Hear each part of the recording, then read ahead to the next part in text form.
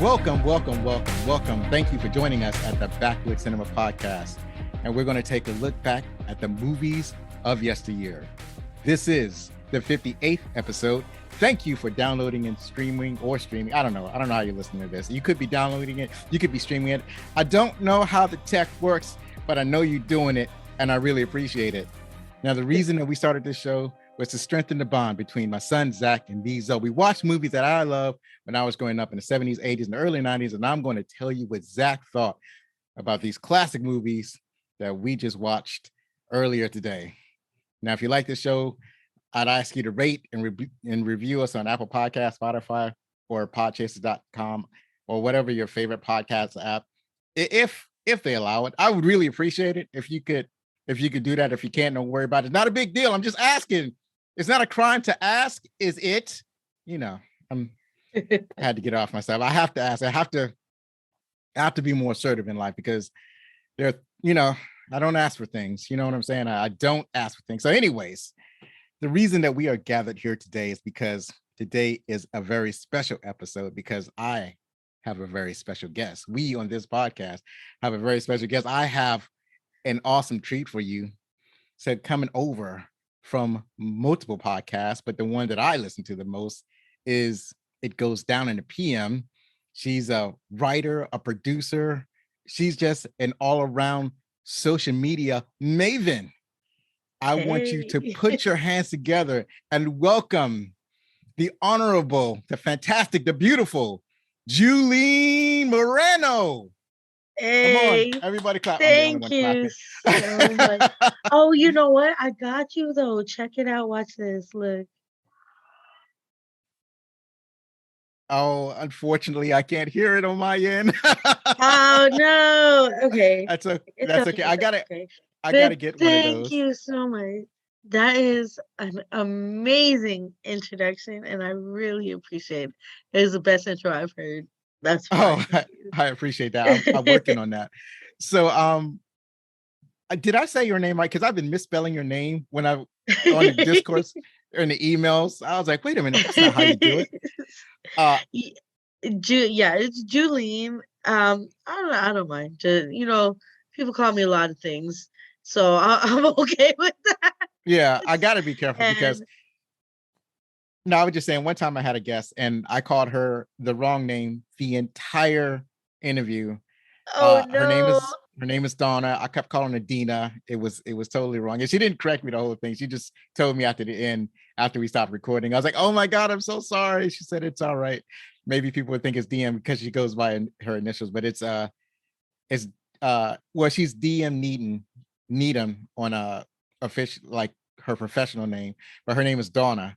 So sorry, Donna. Sorry about that. My official apology.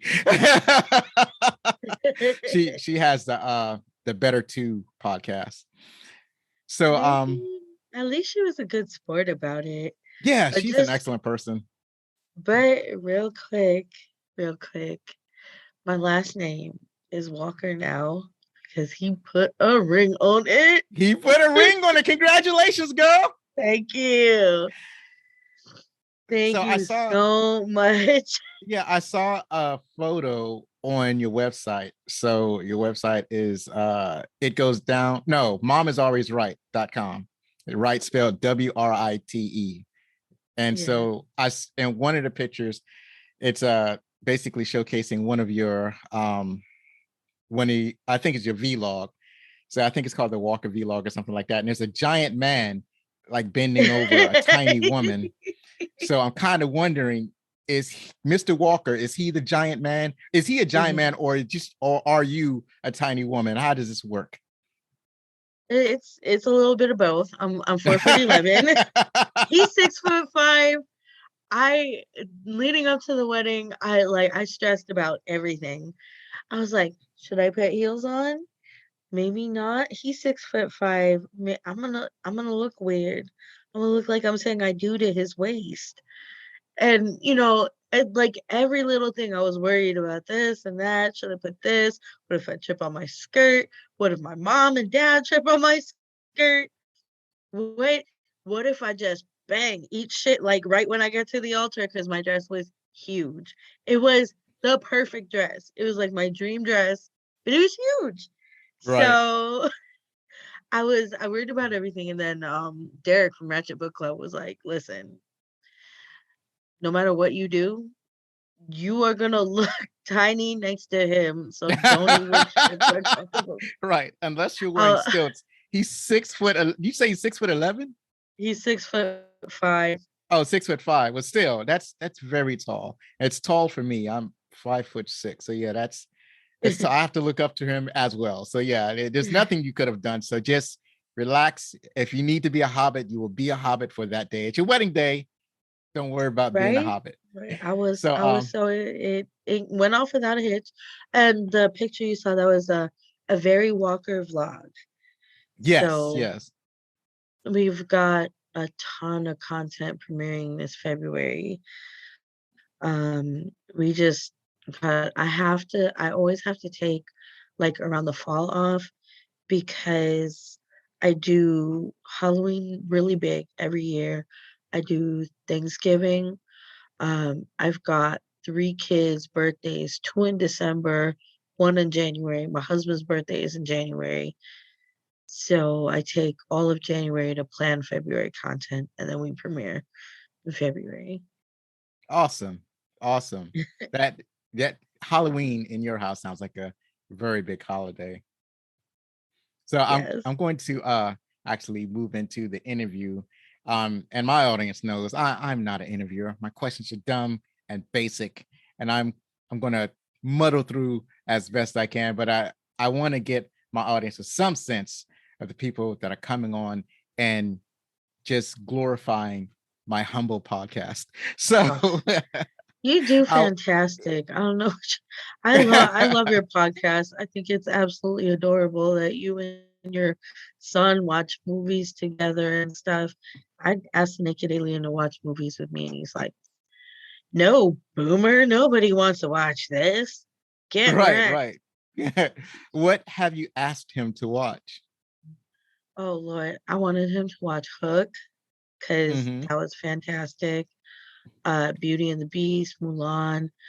Um, I try and get him to watch some of my favorite horror movies, like, Nightmare on Elm Street, all of them, Friday the 13th, Halloween, classic slasher stuff. And he's just like, Right. "Can we watch Happy Death Day?" Oh, so he's only into the newer stuff. He's not into the older stuff or the earlier Yeah, classic type movie. Well, how old is he? he's 15. He thinks our Okay. special effects are whack. So, Right. Well, that some what you call it, some special effects don't hold up as well as others. What other types of movie does he like?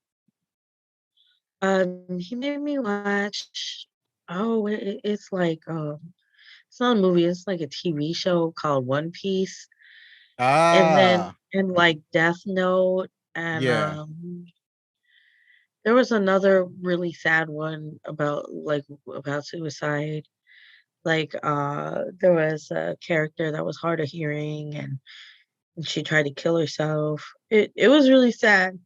And I Right. was like, "Oh my heart, why would you do this to Right. me?" But it sounds It like was anime. right. I was about to say it sounds like he's heavily into anime, and anime gets into all the nooks and crannies of drama. I mean of genre. So it's not like a one note situation. Well, it's not like a 2D situation. Like you're going to have different genres within anime, and they get into all. And anime is for like adults to babies, right? So it's in deeply part of the Japanese culture. So I'm not surprised that you're watching anime with your son that's all sad and whatnot. It's not something that I will watch, but I can And understand. what's crazy is like, look, I love Ghibli Studios, uh, Hmm. Ghibli Studios, Right, because I am obsessed with Princess Mononoke.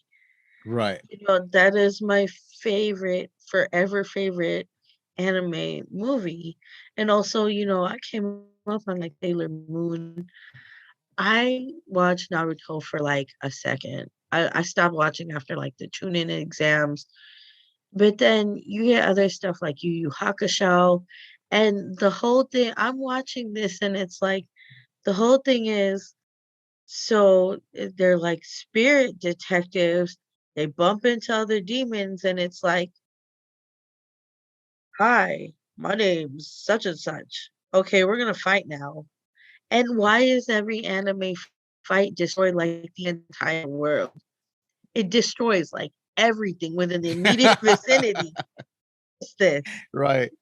Yeah, anime is wild like that. But I enjoy I'm it. not I'm not as heavily into anime as I thought I was when I started looking at it. I was like, well, I don't even really watch a lot. I watched a lot of anime when I was growing up, but it really wasn't anime. What they would do in the United States, they would take Japanese anime and they would kind of chop them up and adopt and write new stories for them and write new stories for American audiences. So like one of my favorite anime was called Battle of the Planet. No, not Battle of the Planet. I mean, it was, but that's not what I'm talking about.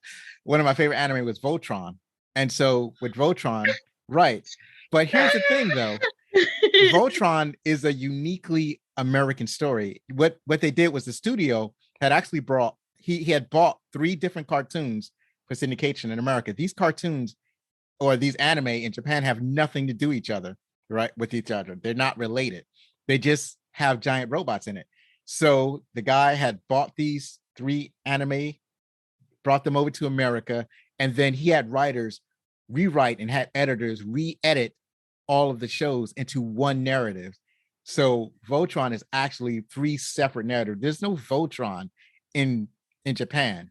It's an American creation created from diced up Japanese cartoons. So That's so crazy. yeah, I just learned about that. I was like, oh my God. So it's not even really a traditional anime. But the only suggestion I can offer your son is right now there's a live action series on Netflix called Cowboy Bebop. You may have heard of it.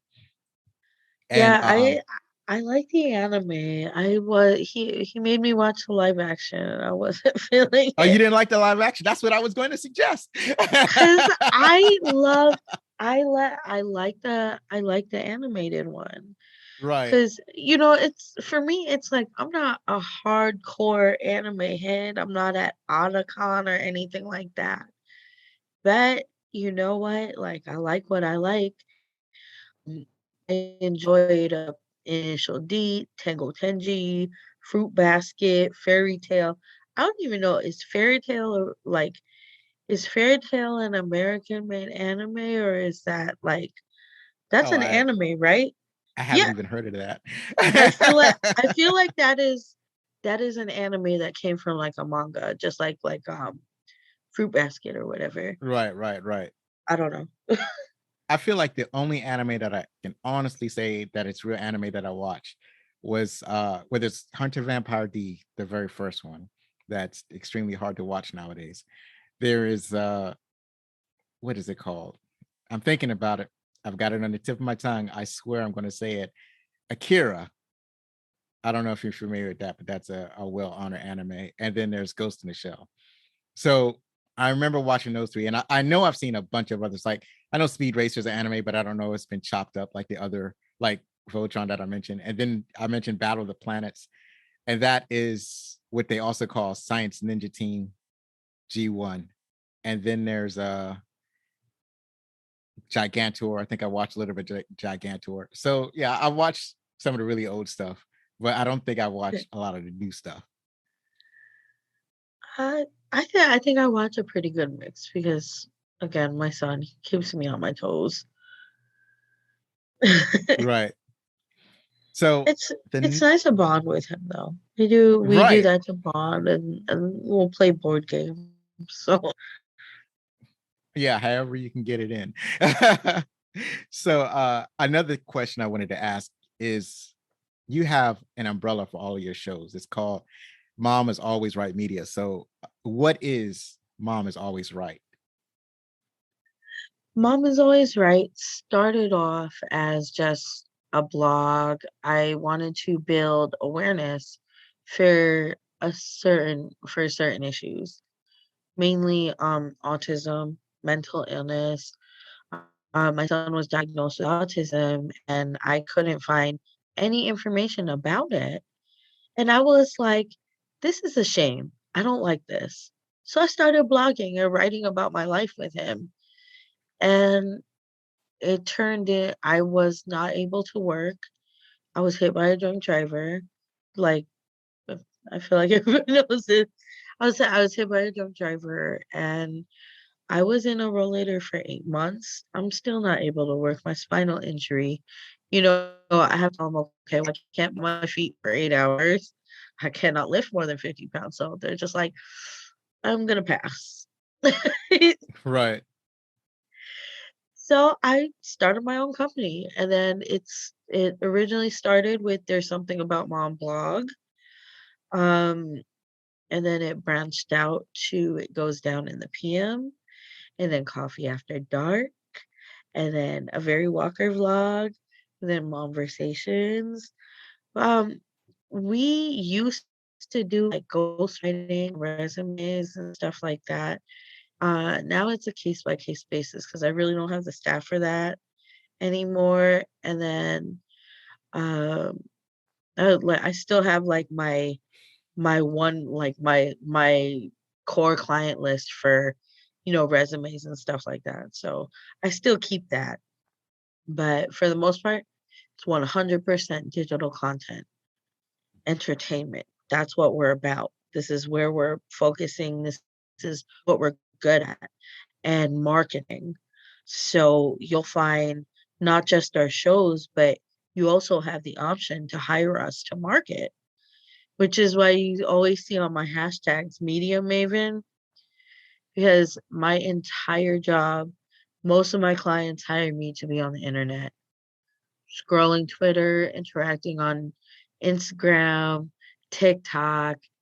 I was trying to make a TikTok video. Funny story. I was trying to make a TikTok video, with my spinal injury. I was trying to get the dance going, but there's a move where she goes like this and kind of bends over like that, and then I was like, oh no, no, no, no.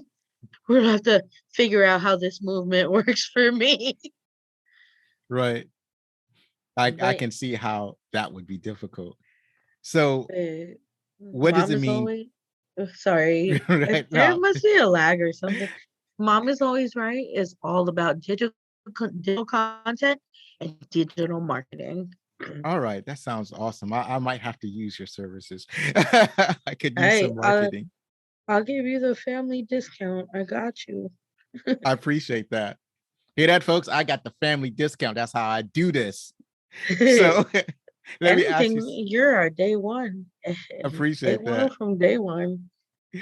So what does it mean to have a full service writing agency? So you mentioned that you do all digital content. So you mentioned writing resumes. So that includes like resumes and what else? Um, yeah, like I said, we used to do like resumes, ghostwriting, that's like books and stuff. I am I will be looking to publish some books soon. As soon as we get the working capital for that, I'm kind of tied up in investments. But once I get the working capital for that, I'll be looking to publish some books on, digital. The initial press will be digital. And then maybe I might do like 10,000 copies in print just to see how it does. Right now, I feel like a thousand copies for initial press print is where it's at because not a lot of people are purchasing paper books. Right. Amazon Yeah, is the name of the game now. right. The I get most of mine from Audible, which is owned by Amazon. And I had been listening to a lot of audiobooks and now I'm just listening to podcasts. And so it's like podcasts have completely taken over. And there was a I'm trying to think. There's podcasts. Oh, there's the digital books, like you mentioned. So I read a lot of comics. So I read digital comic books. I don't really buy comics anymore like that. Like I used to. I still have boxes and boxes of physical comics that I need to get rid of. They're taking up space. Oh, And trust me, there's a market for that. yeah, A lot yeah. of collectors would really love that. But that's what it means. It full service writing agencies will do resumes, ghostwriting. I used to write grants, but we don't do that anymore. Right. It's mostly just marketing. We're all about marketing, writing, resumes, books. Awesome. So, shifting gears a little bit. So, on your site, it says you were in the Navy. Yes. So, do you think you could share with our audience what you learned in the Navy that helped you in your civilian life? Uh, I mean, if you learned anything at all. I that that's a really good question. What did I learned? I gained a kind of discipline and a singular focus that allows me to get a lot of things done, be productive. It allows me to override. If I'm having a bad day, it does not matter. I will complete whatever it is I'm doing. And that's something I would not have been able to do had I not joined the Navy because, even when I was in high school, if I was pissed off, nothing's getting done. I'm telling if I'm not feeling it, I'm not doing it. Procrastination was like my favorite thing. And it still is. Like I have a hard time, but because of the military, I just need to push myself instead of having to push myself every single step because of the military, I push myself to do the first step and then it's like a switch that clicks and then I focus and I will not be able to leave that task until it's complete. Right. That sounds great. I also did some time in the military, and I feel like those are some of the same lessons that I learned, except to a lesser degree. I feel like it's like I am knowledgeable that I am procrastinating. You know what I mean? It's not like I'm just laying around and I'm doing it and I'm not conscious of it. At least when I do it now, I'm conscious of it. So I know that I feel like I have the will to get things done when I know they. I guess I could say that I procrastinate less. I think I could say that. I think it's funny how everybody describes serving in the military as doing time. Yeah, yeah, and they are correct. GI means government issue. So,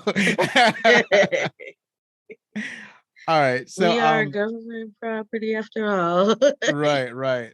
So let me ask you, and then I wrote some other questions, but you answered those in our conversation. So it worked out perfectly. So is there any Wait, what were they? See, you oh guys well, just do I that now. asked I want you, to know what they are.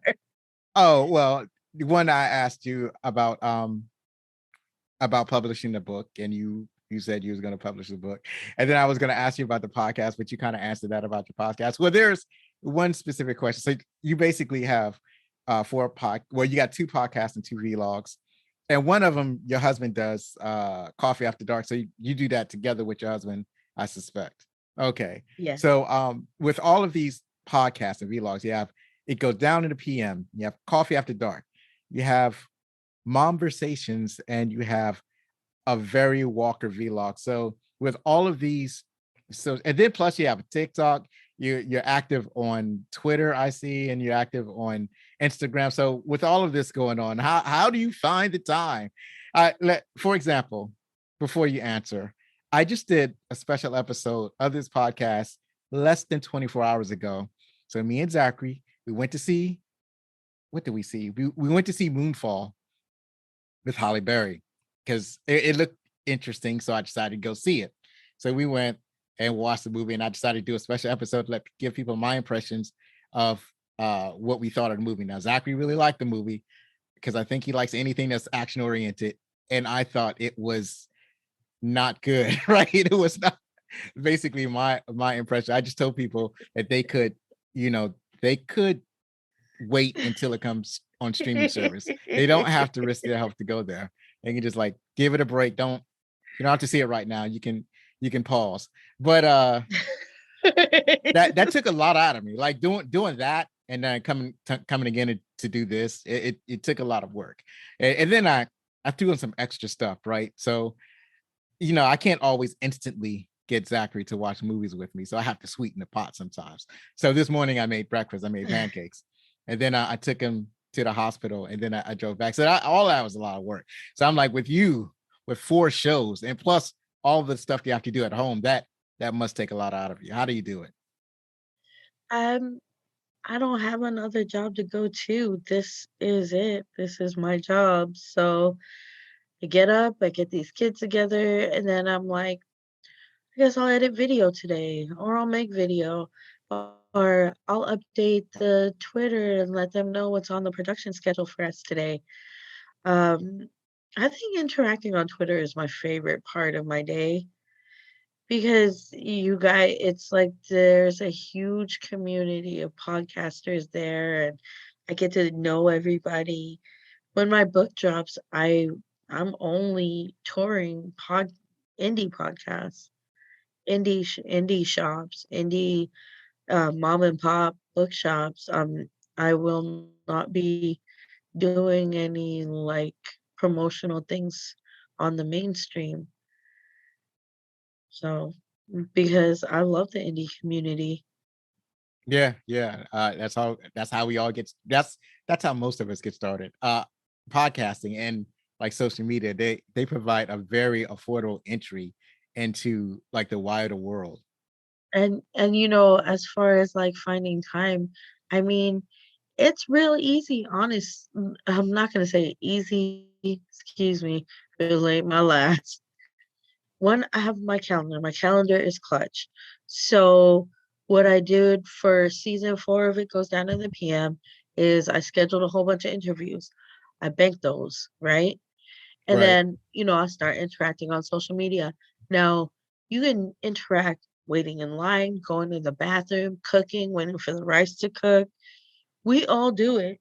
We all do it just on our personal stuff. People take gym selfies or whatever. We do this on a normal day to day. So for me, it made no sense that I remember my phone showing me how many hours I spend on certain apps before I got paid to social media market. And I found that I was spending like thousands of hours on Instagram. And I'm like, well, goddamn, okay, I'm not even getting paid for this shit. I'm just posting pictures and talking to folks. Why am I doing this? And I was like, you know what? I don't know. I tried to delete my Instagram. Instagram said, nope, you're here forever. Sorry. And then I started my business and I was like, getting paid to do the same thing. Right, right, absolutely. It's funny because it seems to me that you kind of have a leg up on many other podcasters, many other indie podcasters, where you since you don't have other obligations like another financial obligations, then you're free to build your passion as much to a greater effectiveness than a lot of us are able to. Right, I can only do this on the weekend, so I look forward to the day when I get to where you're at. It's true because, like, marketing for like, take me, social media marketing, I'll manage 4 of your social media accounts, $500 a month, and that's just for one person. Now, you start to get multiple people, manage 4 accounts. Yes, I'm on social media all day long, but that's like 1,000, $1,500 a month, $2,000 a month, and I'm doing something that I'm doing anyway. And then where you get to like custom graphics and stuff like that, price goes up. Like if I'm doing like graphic design for your Instagram, and let's say you want a new one once a week or every day or whatever, then it'll be 600 a month, 7, 8, whatever you need. And then that's extra income. And then on top of that, like, I cut video, so if you want, like, a video done once a month or whatever, or a podcast edited, like, once a week, you know, you make it a package, and then you're getting a pretty sweet deal where I'm managing for your social media accounts. I'm doing graphic design, editing your podcast, and what are you doing? You're recording. And it's a trade-off because it's much more convenient for other podcasters to create content because you do have other obligations. You do have to go to work. You do have to take Junior to soccer practice. So it's like you have a stay-at-home mom that takes care of your podcast. Right. That's pretty awesome. That seems to me to be a good place to be. So now, And because I'll and go my ahead. husband and my husband supports my dreams. So even when I don't have a huge client list, even if my client list is just one person or whatever, my husband will take care of me because, that's the type of relationship that we talked about each of our responsibilities to one another. And, I love him and I will always make sure he's straight. I could work 40, 50, 60 hours a week. I will still come home, clean, cook dinner, and press out his clothes because that man is a good man. That's awesome. Well, you are definitely fortunate and blessed, as they would say. So I'm really bad at transitions. So I'm just gonna say we're transitioning to the next part of the show. We're Alright, gonna speaking of excellent relationships, we're gonna have a conversation about a movie where a man is discovering that his previous approach to relationship is not exactly what it seems. oh This is wow, Boomerang. that is correct. The movie that we had looked at recently was Boomerang. She said it perfectly. So what was that, how did they describe it on IMDb? Oh, let me look. I forgot. A That's all right. successful. I got it. Okay. Here we go. Oh, wait. It dropped. Okay. Come on. There we go. A successful male executive and womanizer finds his lifestyle choices have turned back on him when his new female boss turns out to be an even bigger deviant than he is. Yeah, that's about right. I like the short, succinct descriptions. What I also like is I didn't have to edit this one at all. At least I didn't feel the need to throw any of my editing talents as meager as they would be. So this movie was released on July 1st, 1992 by Paramount Pictures, Imagine Films Entertainment, and Eddie Murphy Production. It grossed over $70 million in the US and Canada and $131 million worldwide on a $42 million budget, and it had middling reviews. That's about right. Probably lower than middling. It's funny, Rick, because it didn't do that bad. Probably didn't do as well as they expected, but it wasn't that bad. As far as the returns, right? Because you I'm, really want I'm, 3 times your budget. It did close to a little more than twice as budget. It did all right, but I thought this was a blockbuster. I had no idea when I first saw it that it didn't do as well as I imagined. I thought this was like a blockbuster, but it was not. I'm shocked it did as well as it did. Like Oh, really? I Yeah, I am. I mean, yeah, it was funny.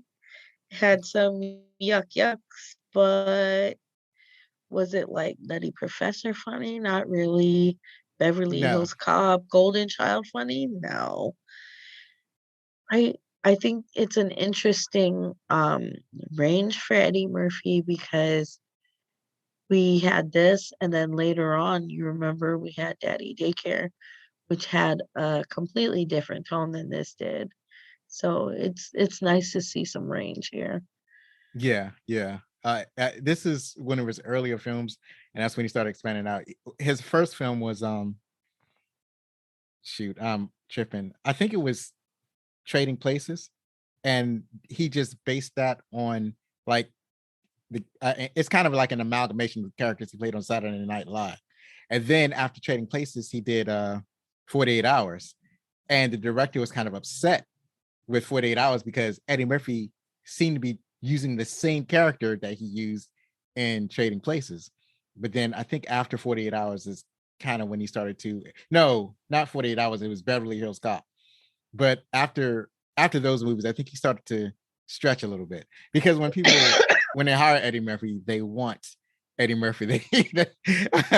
And this is one of those movies where he kind of expanded Wait, it a little bit. is okay, 48 Hours is not what he did with Nick Nolte, or is that is that Beverly Hills Cops? Well, yeah, Beverly, 48 Hours, what he did with Nick Nolte. 48 Hours, right. what he did with I'm trying to think what his name is, but I can't right now. But he did with those two other dudes. I can't. One of them, The two other Reinholz, dudes. Judge Reinholz is his name. I remember his name because that is a weird name. His first name is Judge.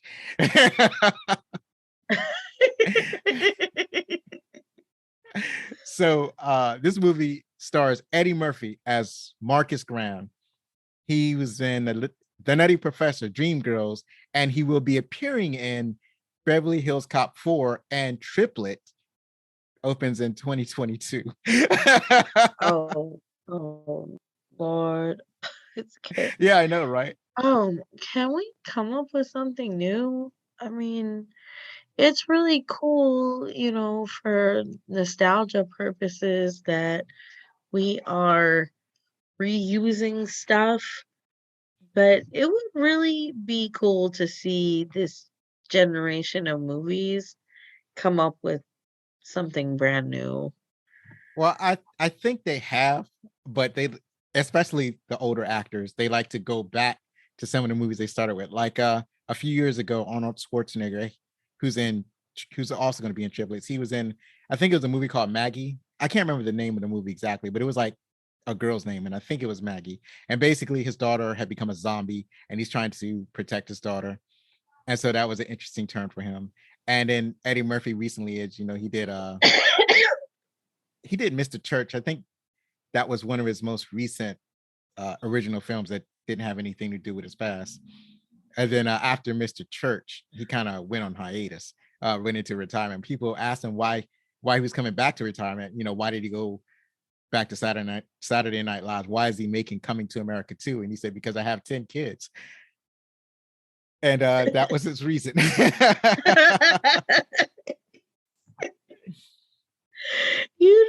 I I have missed seeing him on screen. Like, he is really funny, but I always wondered what prompted his retirement. Well, I was less concerned with why he came back as to why he left to begin with. right, probably because you just get tired of working after a while. He probably just wanted to. It could have been like like a movie like Mr. Church. I think it got a lot of bad reviews, so that could, I don't know what his mental state is, but that could have a negative effect on actors sometimes. So Yeah, like, yeah, that's but true. I can't really speak to his state of mind. And I always attribute it to like he just wanted to stop working, just like he's like just want to I just want to take relax for a little while. So tell us who's next on the list. Um, Robin Givens, she plays Jacqueline in this movie, who is the female executive that is like basically the girl version of him. Yeah. Yeah, and she's in Blank Man, Riverdale, Batwoman. Fun fact, she's also in A Family That Prays. Oh, A Family That Prays. I hadn't seen that one. I remember her from her very first. Well, I don't. It's not her first project, but it's the first time I ever seen her. It was in a. It was in a sitcom called Head of the Class. It was a high school sitcom, and she played the smart, like preppy student. Oh, see, I don't remember that role for her. And I don't remember that sitcom. Oh Oh, my! You gotta look at that. That was fascinating. That was I one of didn't my. I realize she was watched. in Batwoman. No, I don't remember either. And yeah, and then the fact that she's in Riverdale and Batwoman, I didn't realize that. I was like, well, maybe I should watch a couple of Batwoman shows. But I I roasted the hell out of Batwoman in one series because it is I don't know who is writing for them, but they need to something needs to happen. Right, That was a right. missed opportunity there. I mean, come on. You had Batwoman and then they had a black female lead after a while. They had such an opportunity to do some amazing things. And Batwoman was also lesbian.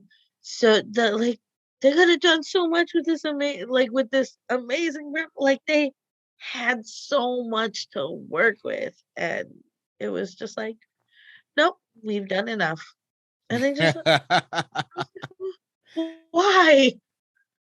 Well, I don't Ugh, know. I think it's probably going to get another season. I haven't been watching it, so I don't know what's going on with that one. I believe they got renewed. They got Yeah. renewed. But So I would like to see what episode Robin Gibbons is in because I don't remember seeing her in Batwoman. yeah, I think she's in like 5 episodes. But the next on the list is Halle Berry. She played Angela. She was in Die Another Day, Monsters Ball, and Moonfall that we just seen. And I think the most interesting thing about Moonfall is seeing what she looks now versus what she looked like when she made this movie. She's aged extremely gracefully, much better than I have. Oh my god, she looks exactly the same. Halle Berry does not age. Well, you can see she has, or at least from my perspective, she has a very like she looks much stronger now. Like in Boomerang, she looked to me, she looked like a child. Like her face, her face was so round, as it was round, almost like a cartoon character. Whereas I think in I this movie, feel her face has the facial structure of a supermodel. I feel like that was intentional. Like her makeup, her costume, everything about her when the movie introduces us to her is meant to make us look at her like, like she's mousy or like a child or sweet and kind of innocent. I think that that's intentional in this movie. Right, right. So who's next up? Uh, Wiz, No, 25th. you're No. at D. Oh wait. Oh, where am I? Oh, Lady Eloise. You're I all the way down at the bottom. am I at the bottom? Oh, I'm so bad at the. No, you're good. Okay, B, C.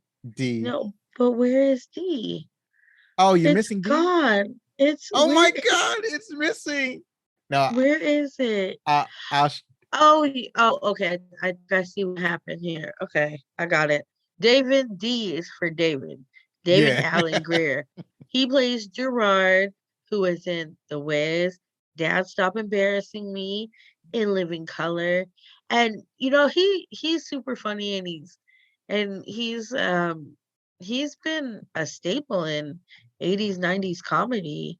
Not to mention like his character in here, it's hilarious because he's a mama's boy. Yeah. He's a mama's Yeah. boy. He's the proverbial nice guy that gets overlooked. So Right. There's also Martin Lawrence. He played Taylor. He was in Bad Boys, Big Mama's House, and House Party. So I've always found him to be like one of the funniest comedians. So he's like one of my favorites. yeah, got the step in. I like Martin. Yeah. Okay, so next up we have Grace Jones, and she played Strange, which I thought it was so funny that they spelled her name this way because she was high key strange, super Yes. strange. Yes. I think in my notes I was like, what the hell is what did I put in my notes? What is wrong with this person? Or like, ew, why? What is going? I think I said Well, something about her, and I was like, I don't oh know. my god. Yeah. Yeah, we'll talk about it later. But yeah, you made some notes on that. Yeah, she was in A View to Kill, Conan the Destroyer, and she was she was in A View to Kill and Conan the Destroyer. Yeah. So she's mostly musician, so she has a lot of music videos out there. But I think as far as I can tell, these are the only two major motion pictures that she made. So there's also Jeffrey Holder. He played Nelson, and he's been in Annie, Live and Let Die, Charlie, and the Chocolate Factory. Now, let me ask you, Hey. does he look familiar to you, Jeffrey Holder? No, not at all. I don't Okay, know. so Jeffrey Holder, he was the guy that put the panties in his pockets. That guy. He was Yeah. the video producer, right? So Jeffrey Holder, I remember him from the 7-Up commercials because he used to be the face of 7-Up. And and he had that like the same laugh that you hear in the movie. He had that same laugh on the commercial, and he was like, "Ha ha ha, lemon lime," or something, whatever what 7-Up slogan was at the time. So he was like, "That's all you saw him Yeah. in." Well, that's all I seen him in. And then when I go and watch this movie, I was like, "Oh my god, it's a 7-Up guy," and he is outrageous in this movie. So that's Jeffrey He Holder. is, but that commercial was even more outrageous. Yeah, the commercial that he produced was bananas. He's like, I I have was full autonomy. All right, all right. We're wasting good content. We're gonna get to that at the bottom. Who's next on the list? okay. Next on the list is my girl Eartha Kitt. She played Lady Eloise. She was in The Emperor's New Groove, Holes, Batman, and that's the old school Adam West Batman. And she played Catwoman in that. In The Emperor's New Groove, she played Yzma, and in Holes, she played the lady that put a curse on my boy Zero. So, Yes, you got them all. As a matter of fact, Eartha Kitt was in all of the Emperor's New Groove, like all the TV shows, all the cartoons, like every time there was the Emperor's New Groove, Eartha Kitt was there to provide that voice, right? So she was down. She was down for the Emperor. So next on the list is Chris Rock, and he played Boney T. He's been in The Longest Yard from 2005, Head of State, and Madagascar. So again, one of the funniest comedians around. yeah, I like Chris Rock. Oh, I never not laughed at a Chris Rock stand up. Next on the list is Tisha Campbell. She played Yvonne, the one yelling from the backyard. Yeah. And she was in The Little Shop of Horrors, House Party. Oh my God, no, you didn't take it. A House Party and Martin. Yes. So as you can see, she's been in a lot of the same movies that Martin Lawrence has been in.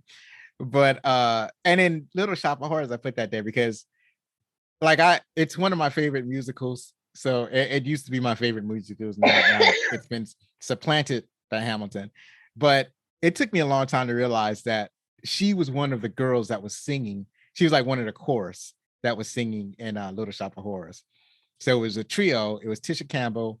It was her best friend who's also in Martin, whose name I can't remember right now. And there's some other chick that I don't know, but they were the three girls that were singing a chorus for the main characters. Oh wow.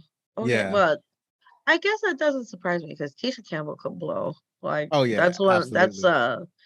not a lot of people know that. She can blow. Yes. So next on the list is Leela Roshan. I think it's Roshan.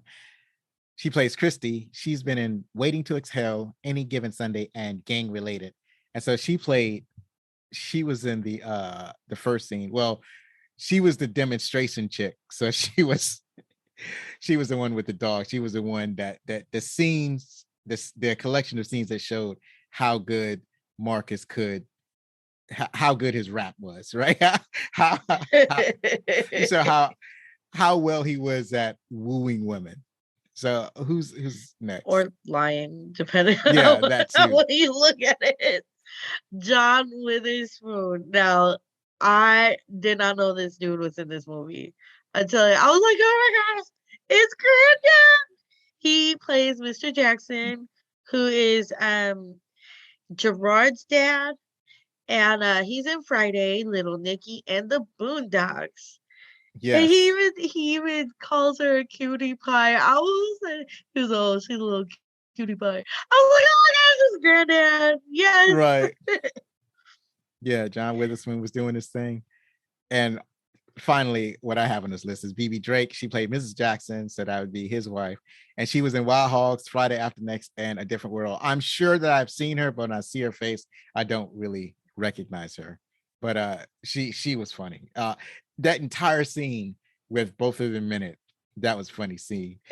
So let me skip down to the directors. Directed by Reginald Hudlin. He also directed House Party, hence Martin Lawrence and Tisha Campbell. The Bertie Mac Show, and Shadow Man is in pre-production. So, which is kind of a surprise. Shadow Man is a kind of superhero movie that was put out by Valiant Comics. I'm not exactly sure Valiant Comics is still out, but all I remember about Shadow Man is that they had a Shadow Man video game and I hated it. But director Reginald Hudlin is going to bring it to the fro. We're going to, and I'm eager to see what he does with that. So tell us Okay. who's running on this joint. All right. So this movie screenplay was written by Barry W. Blaustein and David Sheffield. And they are responsible for bringing us Coming to Number Two America in 2021, Saturday Night Live, and Police Academy 2, and also Eddie Murphy. He he's responsible for Delirious, Beverly Hills Cop 2, and Another 48 Hours. Yeah, I didn't realize he wrote movies. I didn't know he wrote this movie. I didn't know he wrote Delirious is his comedy, so I know he wrote that. I didn't know he wrote Beverly Hills Cop 2, and I didn't know he wrote Another 48 Hours, and apparently under a pseudonym, Fred Broughton. So that's amazing. Yeah, I knew about his work on like The Nutty Professor, Coming to America, Coming Number Two America. Um but I didn't realize like his filmography that he wrote was so extensive. Yeah. He's he do what he do, I guess. Well, actually, another thing, I didn't put it down, but he also wrote for Saturday Night Live. But if you understand how the SNL process is, that when they bring on comedians to the show, they expect the comedians to write work, right? They either write work for themselves and their own characters or write work for other characters. So Oh, you're okay. and some people are brought on as writers and then transition to being on the front stage. So that happens a lot too. So Well, yeah, that's he's cool. a prolific comedy writer. So that's pretty I awesome. mean I mean, good for him. He's really funny. Yeah, he's funny and he knows how to be funny. So Yeah. yeah, The I believe for him, what I really enjoy about his comedy is like the timing and the delivery. He did one where he was talking about an ice cream, "I got my ice cream, I yes, got my," yes. and, like, the way it was so fun, and then, like, it fell, like, he's like then he goes on like, "I licked it, it fell," and then there was this pause. It was just this perfectly timed pause where he just kinda does this, and then he's fully aware of what his body's doing. He stops, looks down, and then he looks so sad, and then he goes into the next character. "You dropped your ice cream." It is so he is so talented that way, and that Yeah. is what I love about Eddie Murphy comedy. Yeah. He was actually that was Raw. I think that was Raw. I remember going to the theaters to see that. That was pretty awesome. So Yeah. the music was by Marcus Miller. See that transition I did? No, I forgot what you call it. Segue. No segue at all. Don't know how to do it. Don't know how to do it. So the music is by Marcus Miller, and he's written for Guess Who, Scrooge, Marshall, and I just wanted to give a special shout out to the soundtrack. So well, actually, he composed those three movies. The soundtrack was produced by Babyface and I can't remember, like some other person, but mainly Babyface. So it has some great songs in there. Some of it's like one of my favorite soundtracks. Have a lot of my favorite songs in here. So, for example, you had "Give You My Heart" by Babyface, "There You Go" by Johnny Gill, "I Die Without You" by PM Dawn, "End of the Road" by Boyz II Men, and Love Should Have Brought You Home Last Night by Tony Braxton. And that song continuously plays in my head to this day. And That then, is the best line of the movie too. When yes, she's like, "Love yes, should have brought your ass home last night." right, right. That was so impactful, right? Like the whole dialogue when you said, why do you men like you treat love like a disease? And it's like, oh, I was so in love, and love should have brought your ass home last night. That was so awesome. So also so PM Dawn, I realized is not on, because I looked up the soundtrack on a streaming service, and I Die Without You has been removed. And that's like one of the most impactful songs in the movie. So I noticed that they do that sometimes. Some rights issues, so the digital services will remove the songs from the soundtracks that got rights issues. So that's pretty messed up. But I digress. That's all we have for the rundown. And if you enjoyed this show, remember that you can get t-shirts, hoodies, mugs, face masks, jerseys, and more at our website, backlickcinema.com, where you can click the link to either teesprings.com or tpublic.com. I had to say it slowly because I'm reading and then I totally forgot what I was talking about, which tends to happen. So A-okay. I might pick up a mug. If you ever get a wine glass, I will purchase that and drink out of it during my show. oh, okay. I'm Well, that's I'm awesome. definitely I'm all the way down. Like I like your logo. It's really colorful and cool. Well, I've changed the logo. So you talk about the new logo or the old logo? It's the one that popped up on your Instagram. It's like yellow with like some blue. Was it like a circle or was it more squarish? Or was it with or without the circle? Yeah, it was like more of a square. The square. Yeah, Yeah, I yeah, think that's it's a the new one. square. Yeah, yeah, yeah. Yeah. Yeah, I worked I was designing that on hiatus. What had happened was when we decided to go on hiatus, I decided to come back with a new logo, and it took me forever to get that. And and so even then I had to do some redesigns, but I'm pretty happy with it. I'm glad you like it. Well, So yeah, I you did a really good job. Like the colors are perfect. I always talk about the importance of coloring and marketing, and the colors are eye catching but not overwhelming. You did a really good job. I was like, now that I know you have merchandise, I'm probably gonna buy some. awesome, I appreciate that. You hear that, folks? Take it from Juleen. It's great merchandise at backlickcinema.com. And I couldn't decide on, because like both teespring.com and tpublic.com, they both have some similar merchandises, but then like tpublic.com, they got like jerseys and they got notebooks and they got like a couple other things that Teespring doesn't have. And teespring.com has like, they have tumblers, like glass tumblers. I think they have shot glasses, but I'm not exactly sure. They have both sites have face masks, but like T Public has like a child face mask when Teespring does not. So I use both of them. And so that's why they're like both of my children. I like them equally. So I'm going to get into the news segment.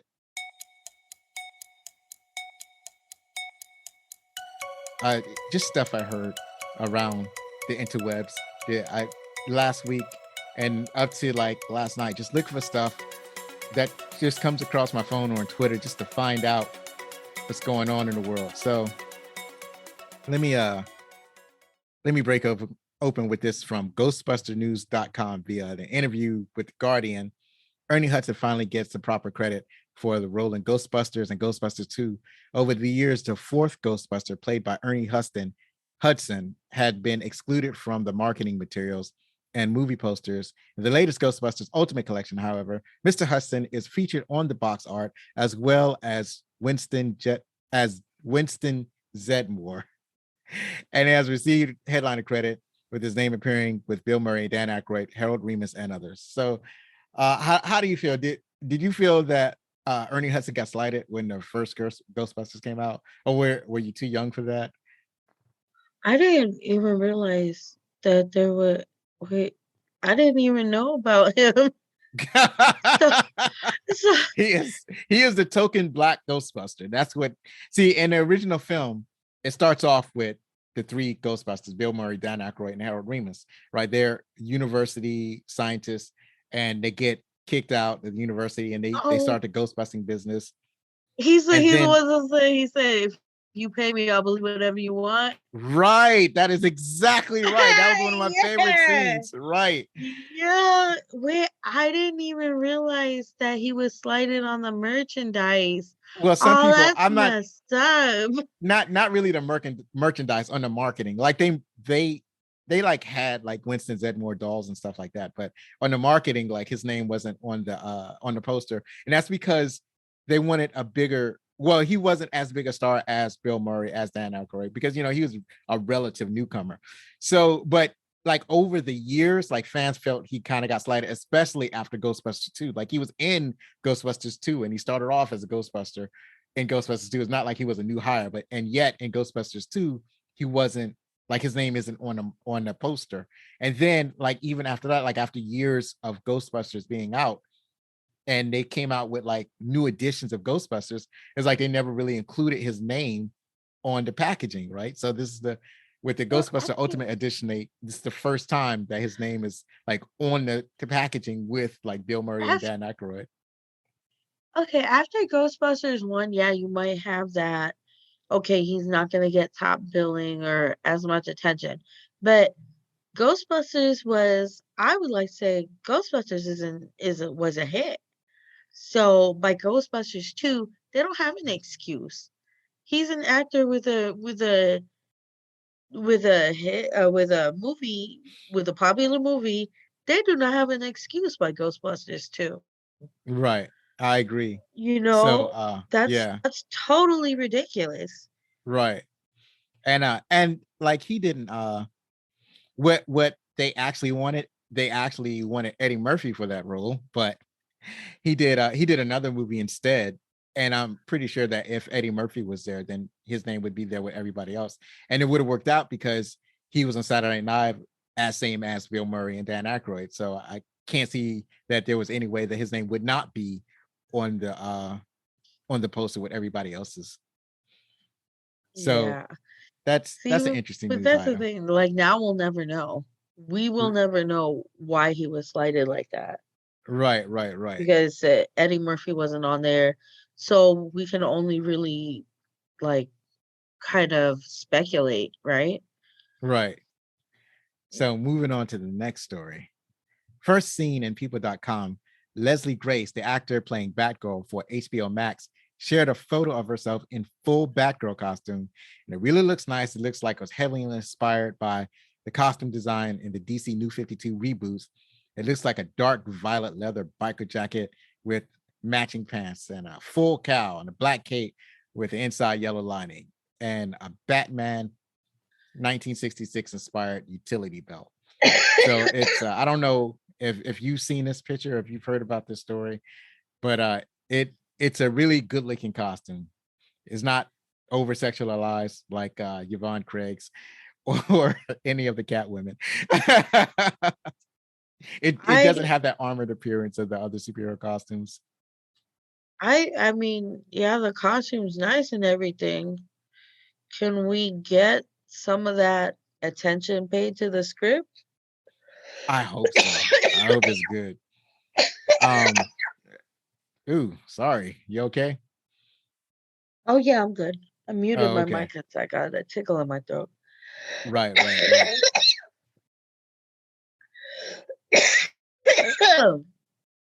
It's like this nasty chest cold I'm kind of getting over. I'm So glad I've you're been pulling through. yeah, So I've been trying to like I've been kind of like mentally telling myself I'm fine. I'm fine. right, Not COVID. I will survive. right, absolutely. So the next story is from Giant Freaking Robot. is reporting that according to a proven and trusted source, Brendan Fraser, who is playing the villain in Firefly in the new live action Batgirl, is attached to the spinoff Firefly series now in development. So it seems like they're doing with Brendan Fraser the same thing they did with what's his name? The guy that played Peacemaker. John Cena. David, can you bring my monster over here? Okay. Yeah, so Yeah. John Cena is playing Peacemaker, and he's got his own series. Apparently, they're going to do the same thing with Firefly. So it seems to me if they're giving Firefly its own series, then it's going to be a layered story. I like Peacemaker. It is. I honestly, I wasn't sure how I'd feel about it, but it was so funny. There are so many funny moments. Usually, I just sit there and be like, huh, "Oh, okay." I laughed out loud at so many scenes of Peacemaker. So if Firefly is just as good, then I imagine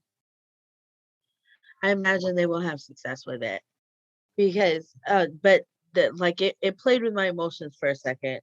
When I first read that, I was like, Firefly. I was thinking, Nate Fillion, Yeah. Serenity. I was like, yes. I was like, I was thinking that too. oh And then I no. realized they were talking about a specific villain. It's basically a pyromaniac that flies. It's a dude that has a flying suit, and he likes to, and he has like a flamethrower, and he basically flies around torching things with his flamethrower. And that's Firefly. He's mainly a Batman villain, but he's going to be in a Batgirl movie. So it'll be interesting how this plays out. So the So, last so he flies, or he has a power of flight, and what he wants to do is run around and set stuff on fire. absolutely that is Of his whole all gig. the things in all the world, with the power of flight, and no, I'm just gonna stuff. Yeah, well, he doesn't have the power. Like it's not a superpower. He just has on a jetpack, but still, he flies around. That's his thing. Well, at least like I haven't read any of his stories. I just played a game where he was one of the villains, and the job was to catch him and stop him from burning buildings down. So yeah, that's his whole thing. Yeah, he likes it.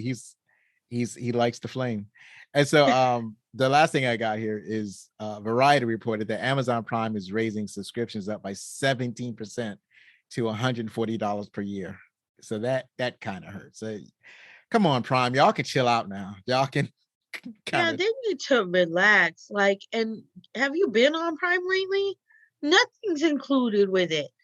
I went to go find Django for this thing I'm doing with Best Film Ever. It's not on there.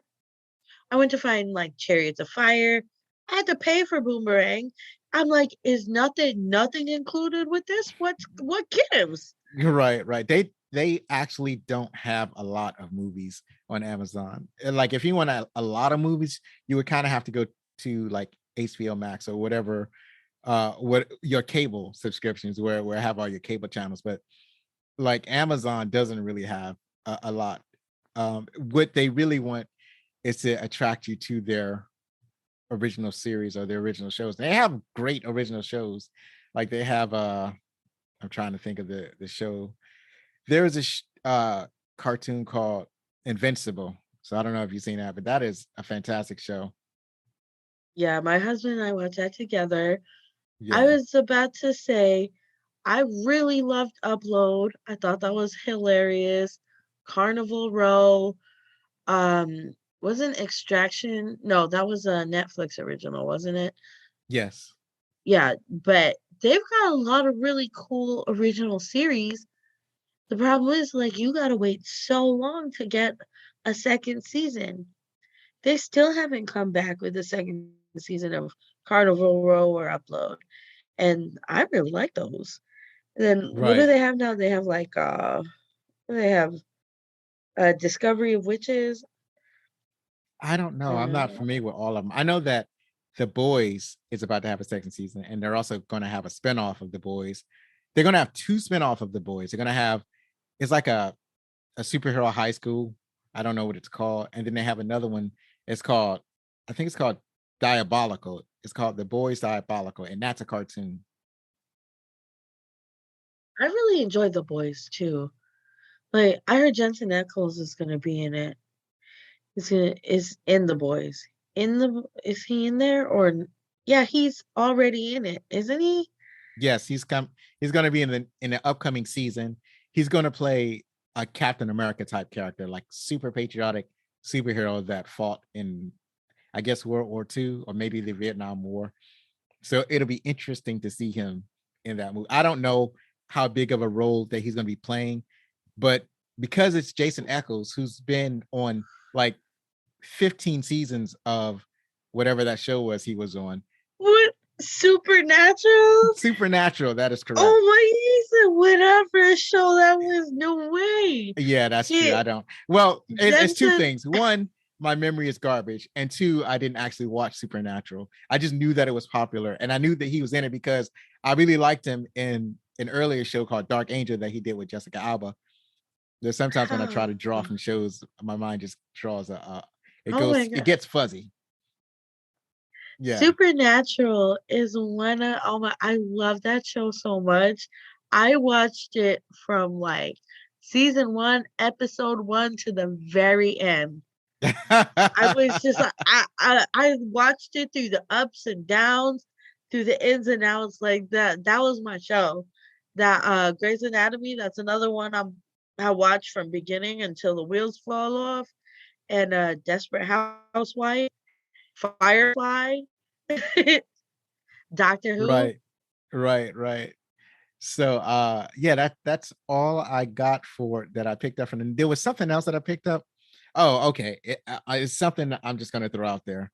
It's something that I read just like not moments ago, but I read it today, hours ago, and I didn't write it down. So let me see if I can remember anything of this.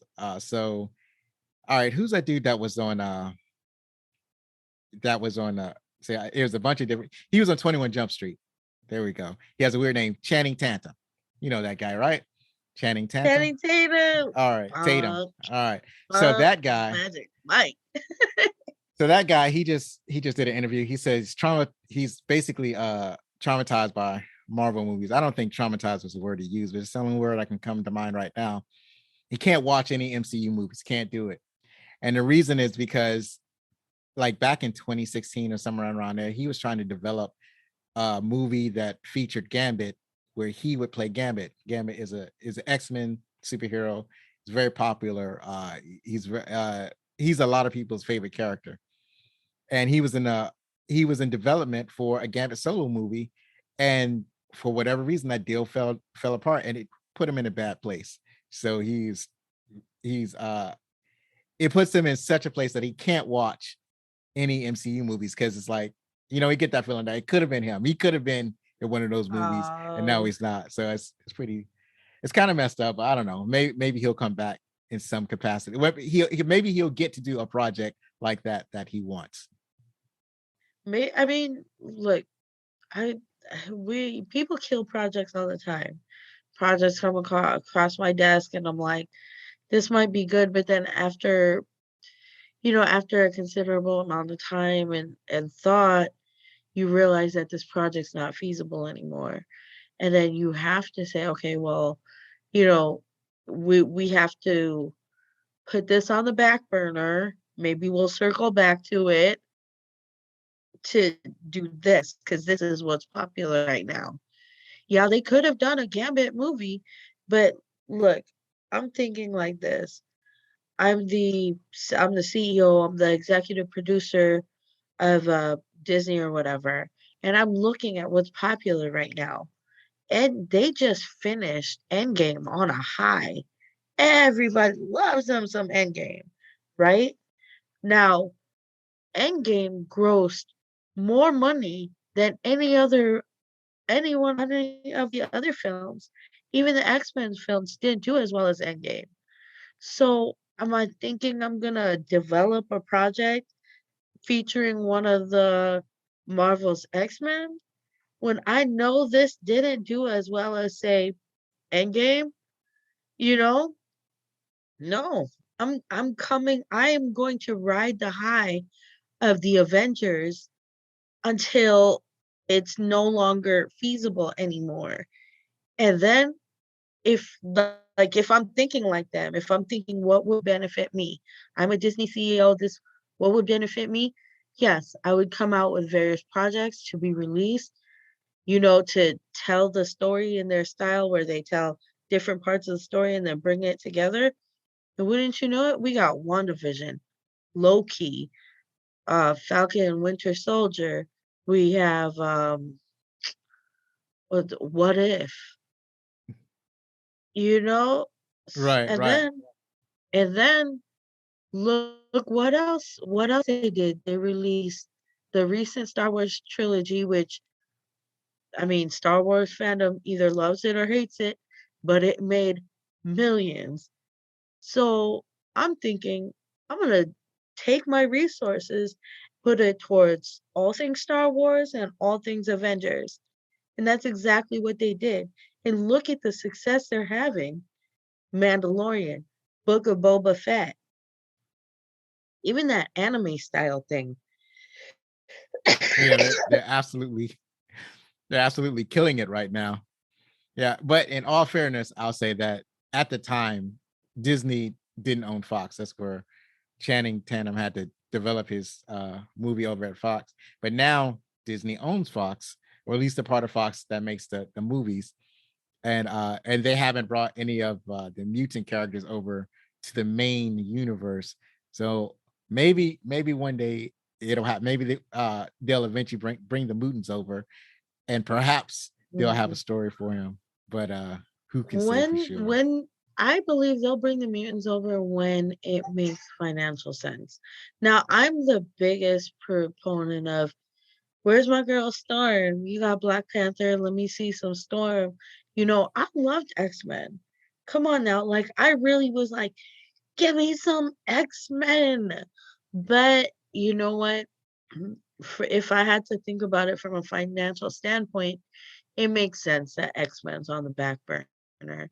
Yeah, yeah, and plus the Not story to has to make sense. Yeah, not to mention, like, X-Men was retconned so many times as Yeah, far as you know what I mean? So, they would have to, 1, come up with a way for the timeline to make sense between was it X-Men, X-Men X2, Last Stand, Days of Future Past, Rise of the Dark Phoenix. All these things, they just don't mesh at all. And then you got Logan, where the X-Men just died. I think that what'll probably happen is that they're going to ignore all of that, and they're gonna reboot them again, except this time in the regular MCU instead of whatever Fox, the Fox X-Men universe. But we'll see Yeah, what happens with like, that. Mr. Feige, can we get some of that golden touch on this series? Right, right. So I think that we've talked enough about the X-Men. Let us transition again over to, because as you know, as I've explained before, I am not good at the segues. Let's go over to talking about our favorite parts of Boomerang. Now uh uh you made copious notes, way Yeah. more copious. And before we started recording, one of the things you mentioned was sexual harassment in the workplace. Now, actually, I didn't really see a lot of sexual harassment. So, what did you see? As soon as he enters in, right, you have a Chris Rock's character. "Hey, what's going on, man? So what happened? Did you hit it?" This, that, and the third. And then you hear these girls, "Hi, Marcus. How you doing, Marcus?" And then as it's like a whole montage of him getting this attention, and then cut to David Allen Greer and Martin in the office, and Martin's basically kind of humping the desk, like, and then it was like this, and I'm just like, no, I'm a CEO. I walk into my building and I look around and I am hearing, "Hi, Marcus. sex stories in somebody else's office, I'm I'm gonna be like, I'm gonna need all of y'all to go up to HR and review what denotes sexual harassment, because none of this is appropriate for the workplace. Well, I would say that it's only considered sexual harassment if somebody's actually offended, right? So if all of that is going on and nobody's actually complaining about it, then it's not actually sexual harassment. There has to be a complaint. Somebody has to be offended, and apparently in that workspace, nobody was offended. Everybody was like family. They talk like family talk at home. Like that's something that you would typically see in a more personal, unprofessional setting. And they just apparently they have a very loose culture at that workspace.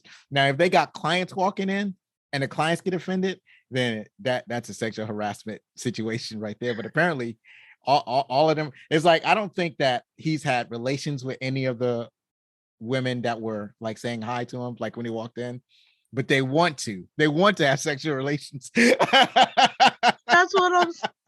Like it's still it's look, and he's not interested because apparently he's very picky, and if they got ugly toes or something wrong with their feet. So, but they're still in his face, like, "Hi, Marcus, how are you? I'm gonna be super in your face." Then they are sexually harassing him.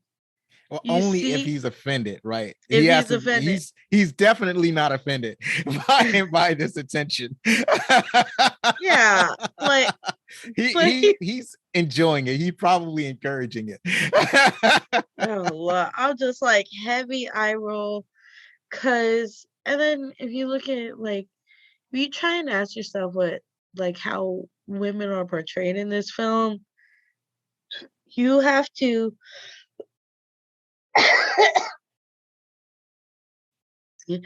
you have to really, if you sit there and wonder, like, how women are portrayed in this film, you gotta see there you've got women on opposite ends of the spectrum. You gotta see, like, you got the girls that are just, like, in his face, like, they really don't contribute much other than telling the viewer that he is considered desirable Right. on the surface. Now, you take the two women in his life that, like Robin Givens' character, you take Halle Berry's character. Now you get this strong Black woman in a place of power, and what do? You turn her into a narcissist that's just as much of an a-hole as the guy character. She gets it, and like he was like, and what gets him open, the scene where his toes curled and she just Yeah. put it on him.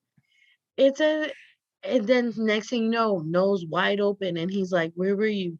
I called for you." Blah blah blah blah blah. He's suddenly this emotionally intelligent person because the woman plays just as many games as him. Put it on him. That's what it takes. Like, this is what you were telling me as the viewer about men. That's all it takes. Well, no, I wouldn't say it's about men. It's about Marcus specifically because Yeah, Marcus Marcus. does not fall in love with women, right? Like he was having a conversation with his friends. It's like once he hit it, he's finished, right? But that's just him, right? So he doesn't fall in love. So I think with the situation specifically was that he had actually found someone that had all the things that he liked in a woman, and he wanted to keep her. Now he finds himself wanting to stay with that woman, and the woman was actually playing games with him. So that, and he's not used to that. He's not used to being on that end of the spectrum. He's used He to he being the one got in control, and this he time he's got not. out Marcus. He got out Marcus. Yes, that's exactly right. He got out Marcus. And you had mentioned something about a soft side. So what is the soft side? Well, do you remember? Yeah, because David Allen Greer's character, right? He was like, "Oh, well, you got to romance a woman. You got to do this. You got to pay attention. If you actually ask her what she likes," and then Martin Lawrence said, starting to sound like you got a soft side, like trying to Right. insinuate that maybe he doesn't like women, and I was just like. heavy on the eye roll. Like they really wanted me to see this toxic masculinity going on, and I mean, mission accomplished, but geez, like, okay, I Well, guess like just to be fair, uh I think that well, it's two things. Like the David David Alec Greer character, he is he is like one side of the spectrum of who Marcus is, and the Martin Lawrence character is on the exact opposite side.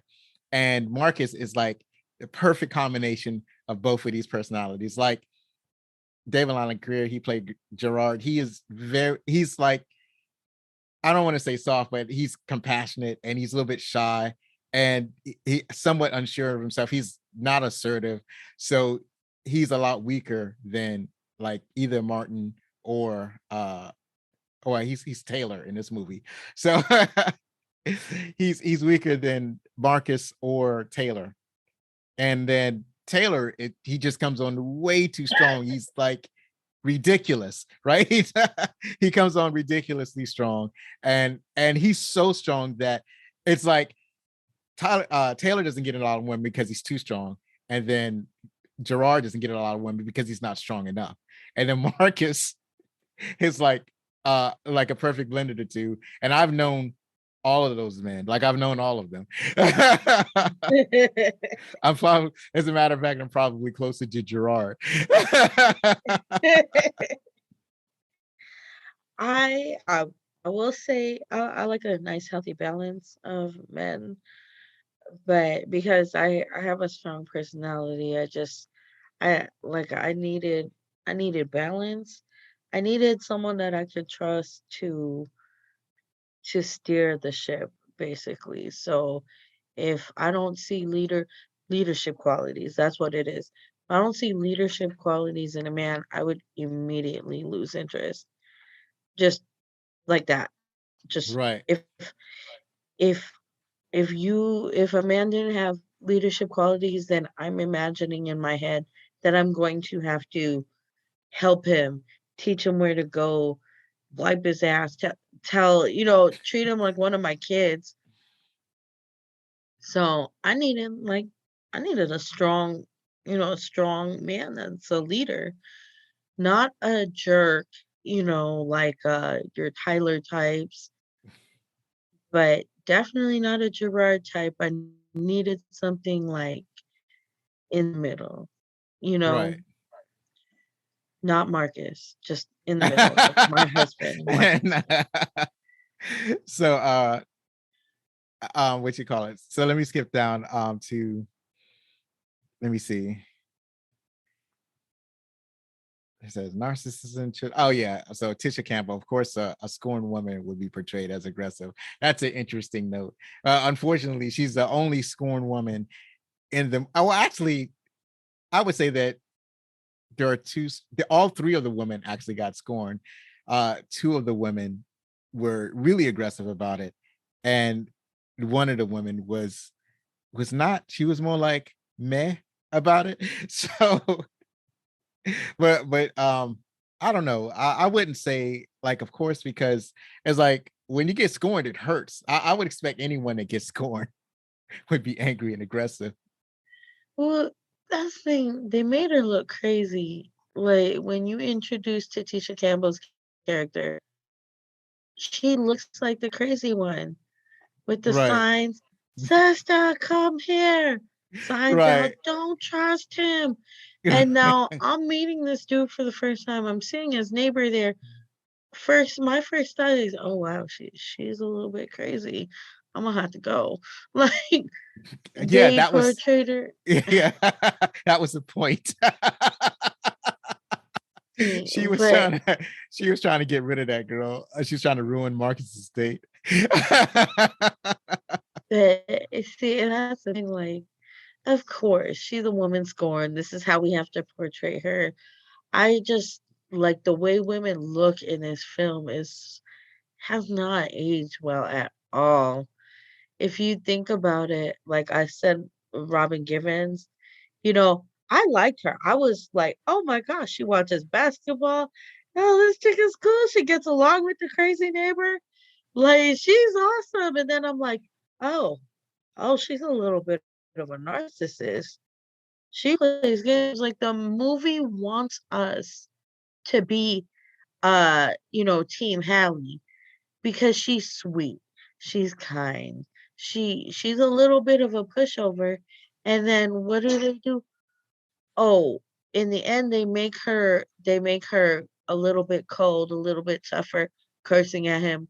"Well, I should have brought your ass home last night," and then leave him be. But then he is able to emotionally manipulate her by bringing through her students. So, like, okay, so of course you want a girl to be on your side. Oh, bring the kids in. Bring the kids in. Well, that they weren't just any kids; they were her Yeah. kids. She already had an Yeah. emotional attachment to her.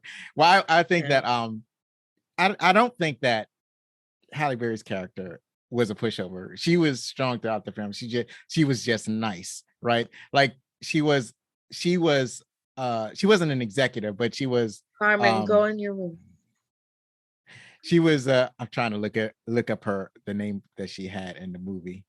I forgot it already, and I'm looking and I can't find. There it is, Angela. So, anyways, so Angela was um was a strong leader in her own right. Like she was nice, but she wasn't like, for example, when I will give you a when reason to cry. You keep it up. when when Marcus said, like he said, "Oh, Gerard hit it. He hit it, right?" And then she looks at him and says, Gerard couldn't hit it with a bat, right? So she's No, and like, she said Gerard couldn't hit it with a map.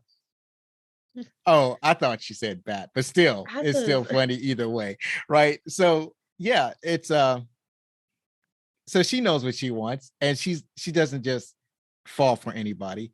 And I think that, like, when you see her later, I don't it's some of I think it's a combination of two things. I think it's some of that is her being executive. Like, she wasn't exactly mean, she was just being an executive. And the other part was she was still hurt. Like, apparently some time has passed between the time that they last saw each other, since the time that she walked out of his life. And she walked all the way out, right? Because she wasn't, and the other thing is that she knew what he was doing the entire time. It's like she was attuned to his emotional state at every part of the movie. Like she knew when he wanted Angela. She knew that when the relationship between him and not Angela, I'm saying the wrong name. Angela knew when Jacqueline and Marcus were having a hard time. Angela knew when Marcus wanted Jacqueline. Angela was attuned to his emotional state the entire time. And so it's not like I feel like she let she him was off like the in hook. love with him. She was like in love with him the entire time. So like when they finally got together, it was almost like she was content. And then like they're in his house, and he gets a phone call from Jacqueline talking about, "Come over, we got to talk about this promotion, this event that we're having or whatever." And her demeanor immediately changed, because she kind of knew at that point that she was going to lose Marcus. She's like, she could tell, right? And then when he came home, he was like, "Yeah, there it is." She knew she knew all along. So to me, I think that displays how attuned that she was to him. She knew it when she lost him. And then she kind of got upset about it, like when he tried to explain himself, right?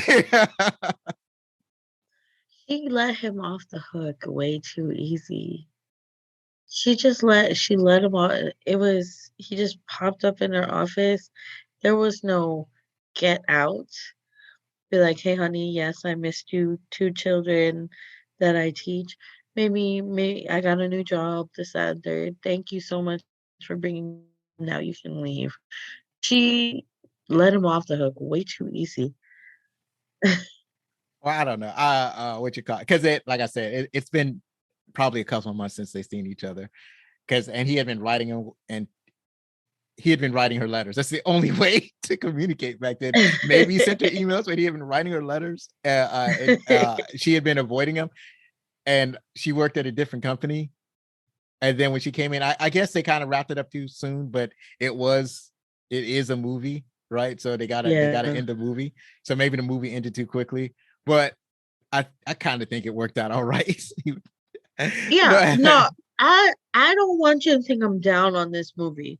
These things I'm bringing up are like my particular little grumbles as far as like the way women are portrayed in this movie. Right. As far as like comedy, yes, there were some funny moments between those dudes. The balance of those dudes were hilarious. Honestly, I want to be Gerard's parents when my husband and I are like that old. That's all I'm saying. All right. You So know, Gerard's parents, they were like doing things. I was like that. I want to be that couple when yeah. we've been married that long. Yeah, you hit the funniest part of the movie, the first one. And it's like they were like memes when I was in my early 20s. So the first one was when John Witherspoon played Mr. Jackson, talking about you gotta coordinate. You got the Yeah. mushroom shirt. Yeah, I see you got the mushroom shirt. You got to have the mushroom belt. It's like, yeah, I see your mushroom belt. And bam, the mushroom lining. So we used to say that to each other, joking all the time. And then that part where and this is like probably the best acting in the movie. It's Gerard complaining that his parents have been in the bathroom for an hour. And and Marcus is like, what are they smoking? It's like, no, they fucking, right? And then they come out all bedraggled. And then it's just a scene of just Marcus and Gerard, and they just kind of just standing there, just kind of like trying to deal with it emotionally, and it's just kind of looking around. It's like that's some high quality acting right there. Then it just kind of gives themselves a hug because Gerard is going through a hard time right now. Exactly. I think the comedy gold in this movie was the parts that were like unspoken, where a girl would walk by and the guys would look at each other and they'd just be like, yeah, like they knew. Yeah. The ones that did not have dialogue were just like insanely that again, the acting chops, the delivery, the timing was masterful in that regard. Right. Also, and we had touched on Nasty Nelson. Nasty Nelson was a trip. So you mentioned ew in your notes, right? So Yeah. and I was wondering if you was going to catch that. I didn't really bring it up with Zachary. Oh, excuse me. I was wondering if he was going to catch that. So what happened was, so Strange, Grace Jones is amazing. So Strange, she's walking around talking about, I'll show you what sex is. This is sex. And she's takes her panties off and she rubs it in the scientist's face. It's so funny. And then Nelson takes the panties and puts it in his pocket. I was like, ew, ew, ew. And I was like, that's right, Lloyd, you quit. You quit your job. That's bullshit. That's nasty. Right. He said, do you think Elizabeth Taylor would throw her panties in my face?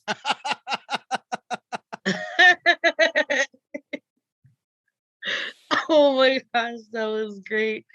That whole scene was just, I was like, ew, oh no, oh. Yeah. Did you just put it in his pocket? Oh. Yeah. And all surreptitiously too. That was a trip.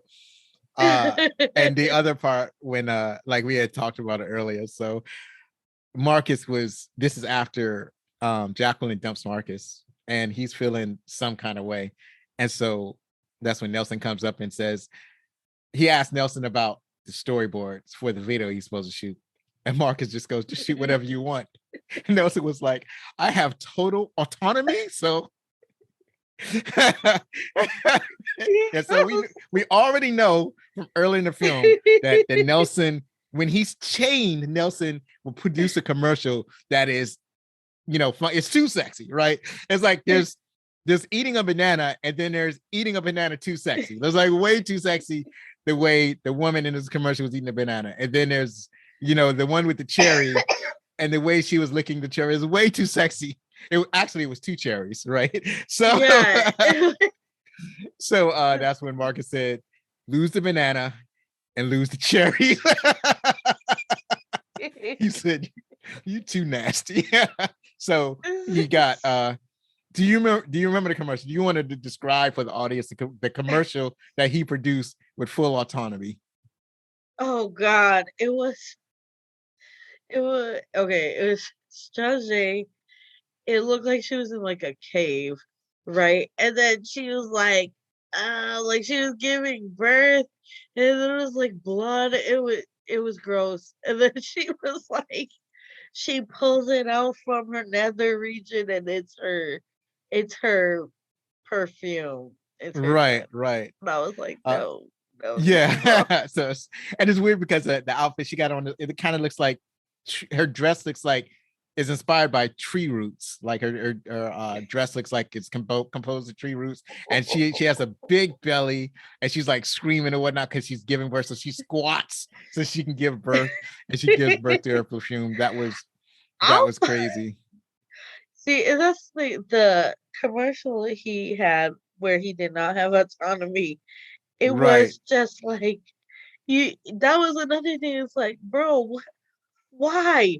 What? Never in the history of anybody's workplace would somebody okay this. This would right, end up on the cutting room floor, and people were like, "What made you think that this was okay?" right.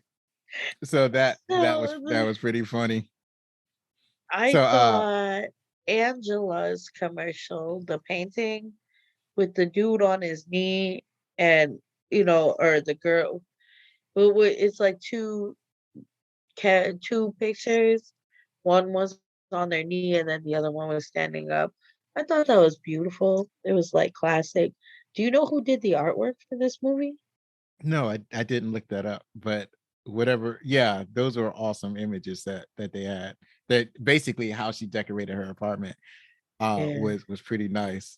So yeah, that was good. And then it was good that it was impactful because then you saw it later on near the end of the movie where she's successfully uh climbing up the corporate ladder, with her images on buses and ads and yeah. whatnot. So I also noticed that.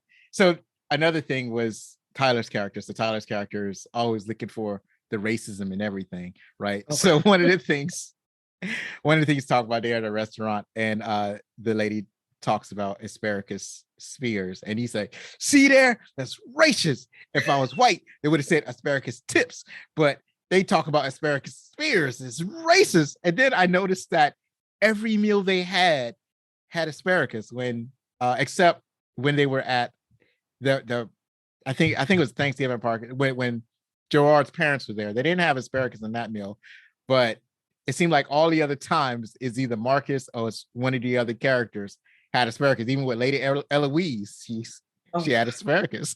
oh no, oh no! I'm fully traumatized by Lady Eloise's evening with Marcus. Yeah. I And was just then subsequently, when Marcus kept trying to deny it. like, no, no, no. Yeah. I was, and she came up, and I think I wrote in my notes, yet more sexual harassment in the workplace. Yeah. That is for Ew. real. That is for real sexual harassment right there. That is absolutely right. So Oh because god. in this we can Ugh. honestly say that Marcus was offended, and he assumed that she was using sex so that he could advance, right? Like he felt like if he didn't do Yeah. the weird things with her, then he wouldn't advance. So and then do you remember what that was when she clapped her hands and the lights went out? Do you remember that device? Oh yeah, the clapper. Yes, you remember the clapper. Clap on, clap on, clap on, clap on, the clapper. Okay, Yeah. okay. Obviously, it was funnier back then. Yeah. Because now all of us are, a lot of us who are not afraid of surveillance, have our smart devices that does exactly that. So See, and that's the thing too. It's like we show our age when we laugh at stuff like that. Yeah, absolutely. So also we see that Marcus has a crucial foot fetish, right? It's like Oh no. everyone has to pass a foot fetish test. I gotta remember this has to do with Quentin Tarantino. Apparently, he puts a lot of foot fetish elements in his movies. I didn't even realize that. So, Yeah, I love QT though. His right, body work, like I really enjoy his work. I only had like one Quentin Tarantino criticism, but honestly, I feel like everybody gives him a hood pass because he's Quentin Tarantino. yeah, yeah. Well, his movies are good. His movies are good. Yeah. So one of the things you wrote in your notes is a terrible French accent. So I'm not all that familiar with the French accent. So are you referring to Stranger or the men in the elevator? Strange. It was just no. So I watch a lot of foreign films and stuff. So, and I watch something from every part of the world. It doesn't matter. Like there's an indie filmmaker that makes films that take place in like Africa and stuff. And then Right. the language spoken, I believe, is in his particular films are Swahili, I think. And then, I also love to watch stuff from like from like France, like your Bonfire Destiny, whatever. Uh Poland. I love Spanish films, Spanish TV shows, also French films from Canada. So it's something like I was expecting something different, and but then I got like a poor imitation of a French accent. Right. Yeah. So I like I said, it it sounds good to Americans, right? It doesn't really sound good to the world at large. So let me see what else we got. The secret Salmon Robin Gibbons could care less about, right? Yeah, like we're talking about favorite parts. I mean, my favorite part definitely was Strange being strange in the boardroom because but also I have like a top three, I guess. Is Robbie Givens in his house watching basketball and he's trying to be like romantic and she's just trying to watch Jordan, man. Like relax. Well, I think she was playing him. It wasn't because she wasn't interested. She that was part of reversal of the dog, so to speak. It wasn't her intention to try to get closer to him or whatnot. Everything that she did was intentional, and he kind of fell for it. So, because it's like if you wanted to watch basketball and you're having dinner, you would probably bring that up before the dinner. You wouldn't do that in the middle of the dinner. Oh, by the way, can we watch basketball? Right. So everything that she did was intentional to make him feel uncomfortable, and it all worked. But I agree with you. That was a funny part. So It it's is like a good she's just sitting there scene. talking about, can you get me a beer? Right. Just Yeah. intentionally totally ruin the mood. It's like She said she wouldn't she compliment on his right. She wouldn't compliment him on a meal because he's used to getting compliment. That's why he threw that he was fishing for a compliment when he's talking about the secret to his salmon recipe. It's like she didn't ask you about the salmon recipe, I bro. know that. Actually, no one cares, bro. Was having a whole ass conversation with Tisha Campbell in the backyard. Right, I was right, just right. like, she gets along with the crazy neighbor. Like, she would be a great. She would be perfect. His perfect match if she wasn't so much like him. Right, right. Well, yeah.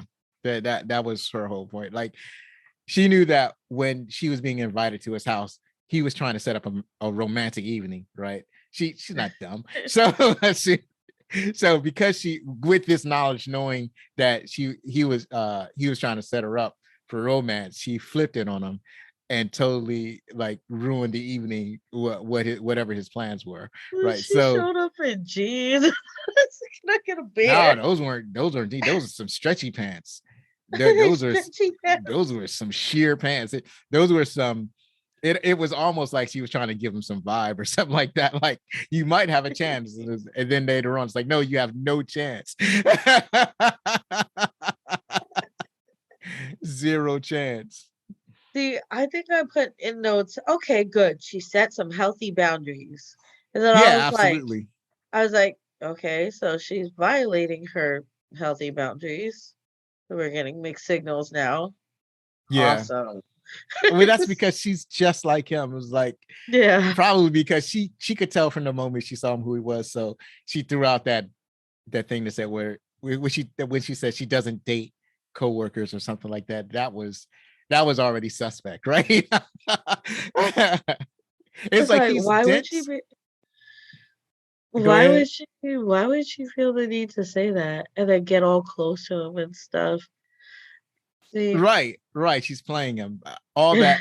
And he was right. Like when she went to blow the eyelash or whatever that's supposed to be falling into his eye, and she did it all, and he was like, he called her on it. Like, that was a totally seductive move. That was completely seductive what she did. Right. So yeah, he understood And that he was being I played, but not enough. I love the super Eddie Murphy-esque way he delivers that line too. You know, he makes that face like, Yeah, yeah, yeah. he's like, you know, I was a sick doctor. You remember your mom get the thing when you got the eyelash and your mom go like, like I'm Right, like right, he, right. I, g- I keep saying it's absolutely masterful. Right.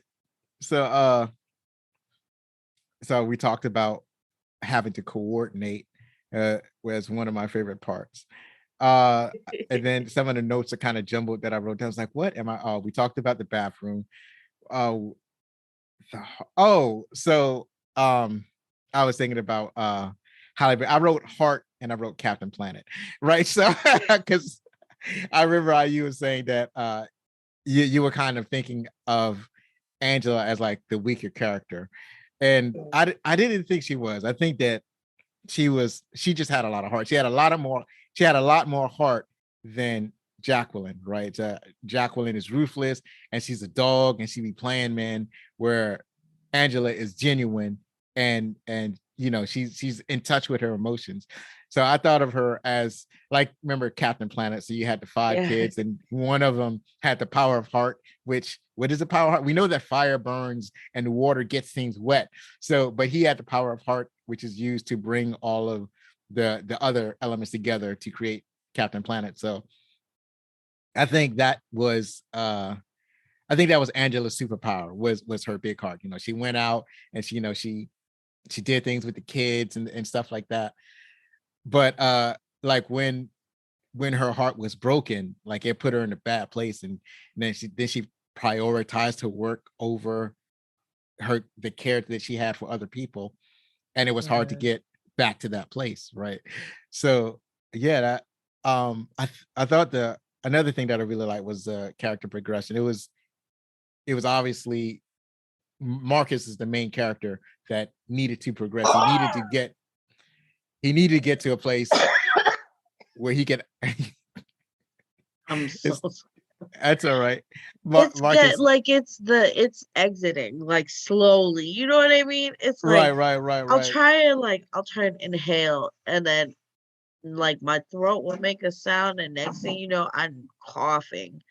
Only because it's it like I know it's coming because it's when you're at the tail end you got that lingering cough, a little bit more like the chest congestion. I'm just like I'm ready for this thing to go.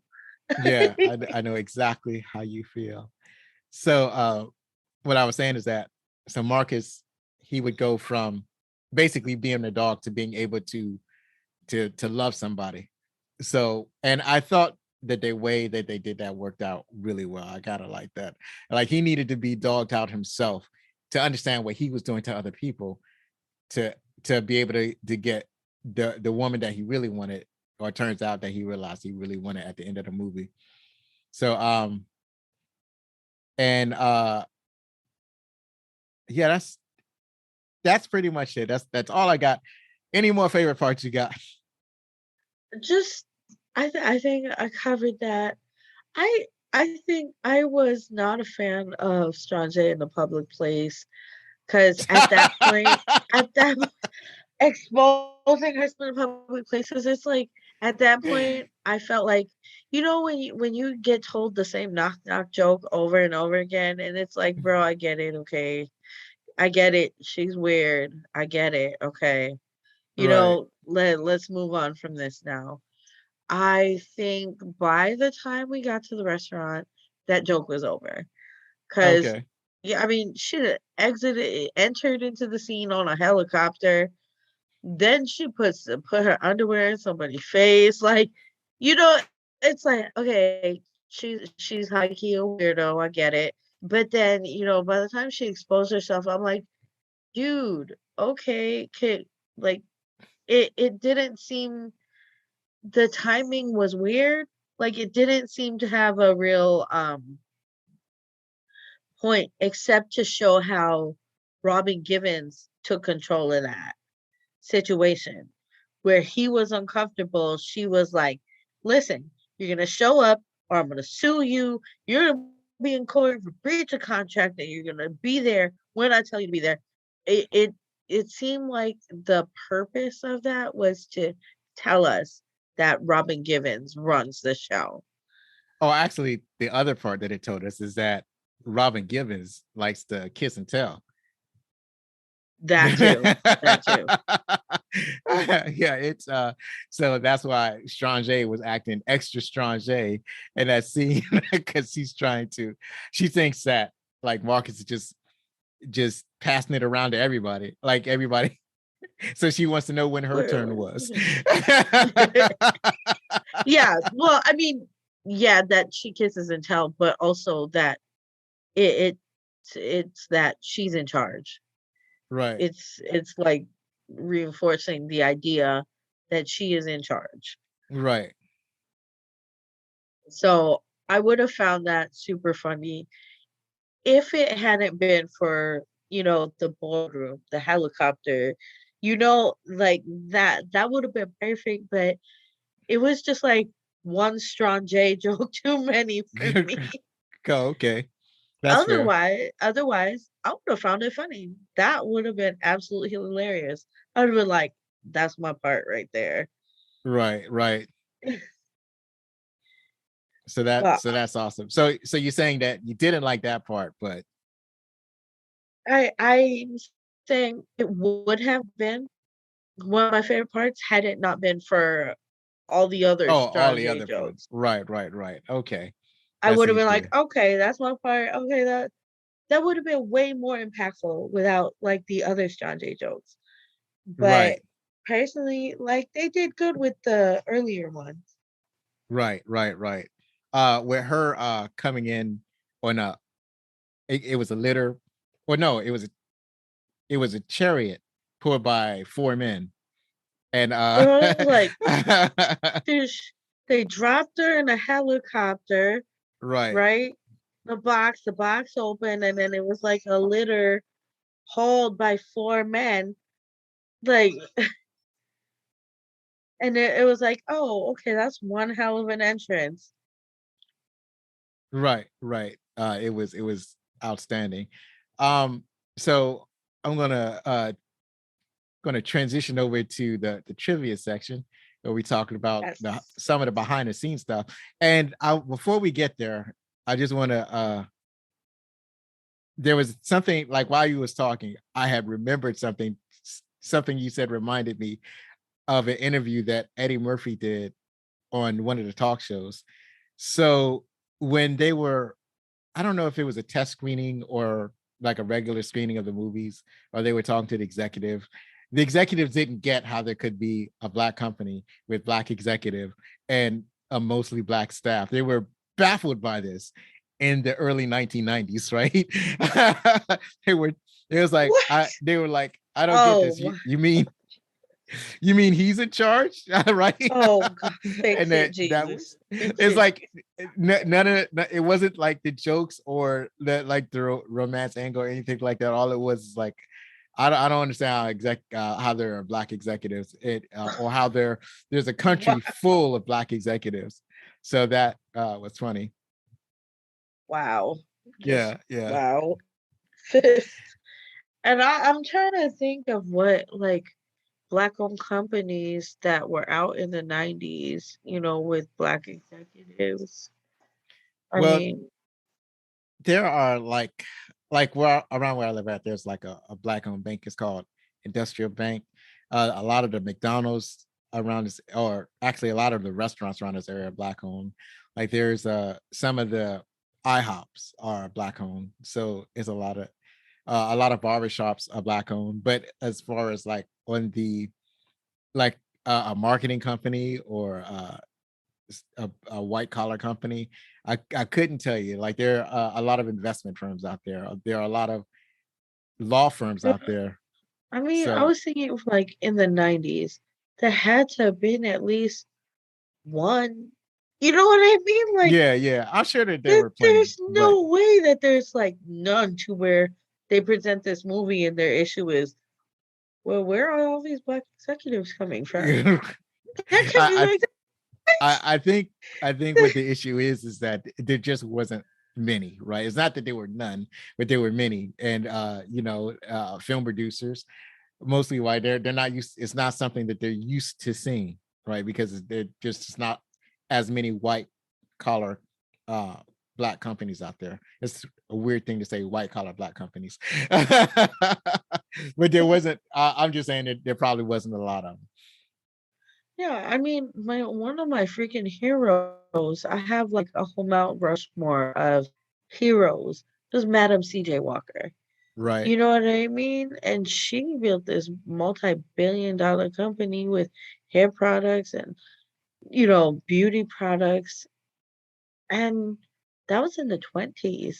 Yeah, So, absolutely. there's no, she's not, and she wasn't just black, she was a woman too. Right, right, So right, she, like, there's no way in the 90s it was where these black executives coming from. You know what right. I mean? Yeah, absolutely. That's But that's crazy. right. But it's like the company was the fictional company movie was it was an advertising company, right? So, or it was a no, it was a makeup company. He was in a marketing department of a makeup company. So, like I said, I'm sure that those companies are out there. We just not as Well, privy to them. I made the connection to my girl, Madam CJ Walker, because it seemed like it was a beauty company.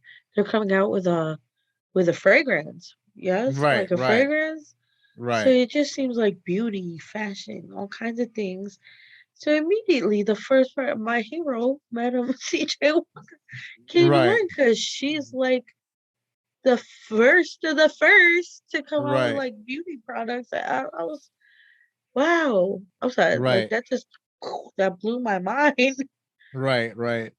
And I'm over in Washington D.C. where they have the National Museum of African American History. So, and then they talk about other people like that. I think there was a woman, and she did. I don't know if there was a clothing line of wigs, but and apparently her products were like incredibly desired uh in her day when she was active, or when her company was active. And it's like it's basically stuff like that in a museum that I hadn't known about, that I had learned just by walking through.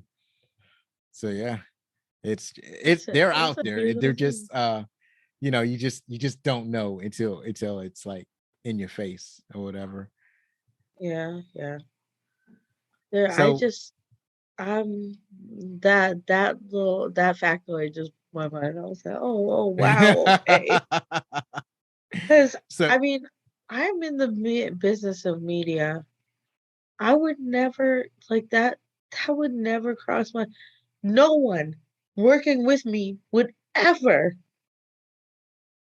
in the history would they ever be on my set going, we don't, we, this this is weird. You know what I mean? Right. What? So why don't you read us the first trivia thing that we got up here? All right. John Witherspoon scenes were added after filming had wrapped. Eddie Murphy demanded that the scenes with Witherspoon be added to the film. Witherspoon his outlandish wardrobe himself and improvised his lines. I am not surprised. He is awesome. Yeah, I was surprised that Witherspoon picked out his outfit. That he's definitely a showman. He knows what he's doing. He improvised the sign. That was pretty amazing. He knows it. He's a class act, John Witherspoon. I see. I guess you could tell like where my fandom like sits as we go through this movie. You did look. You did it. Yeah. I'm telling you. Right. So ladies and gentlemen in the audience, she has a tattoo of the Boondocks on her chest. So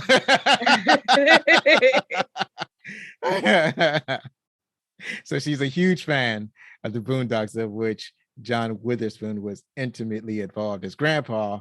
And if have you seen the unedited versions of the Boondocks? I bought the whole box set with Right.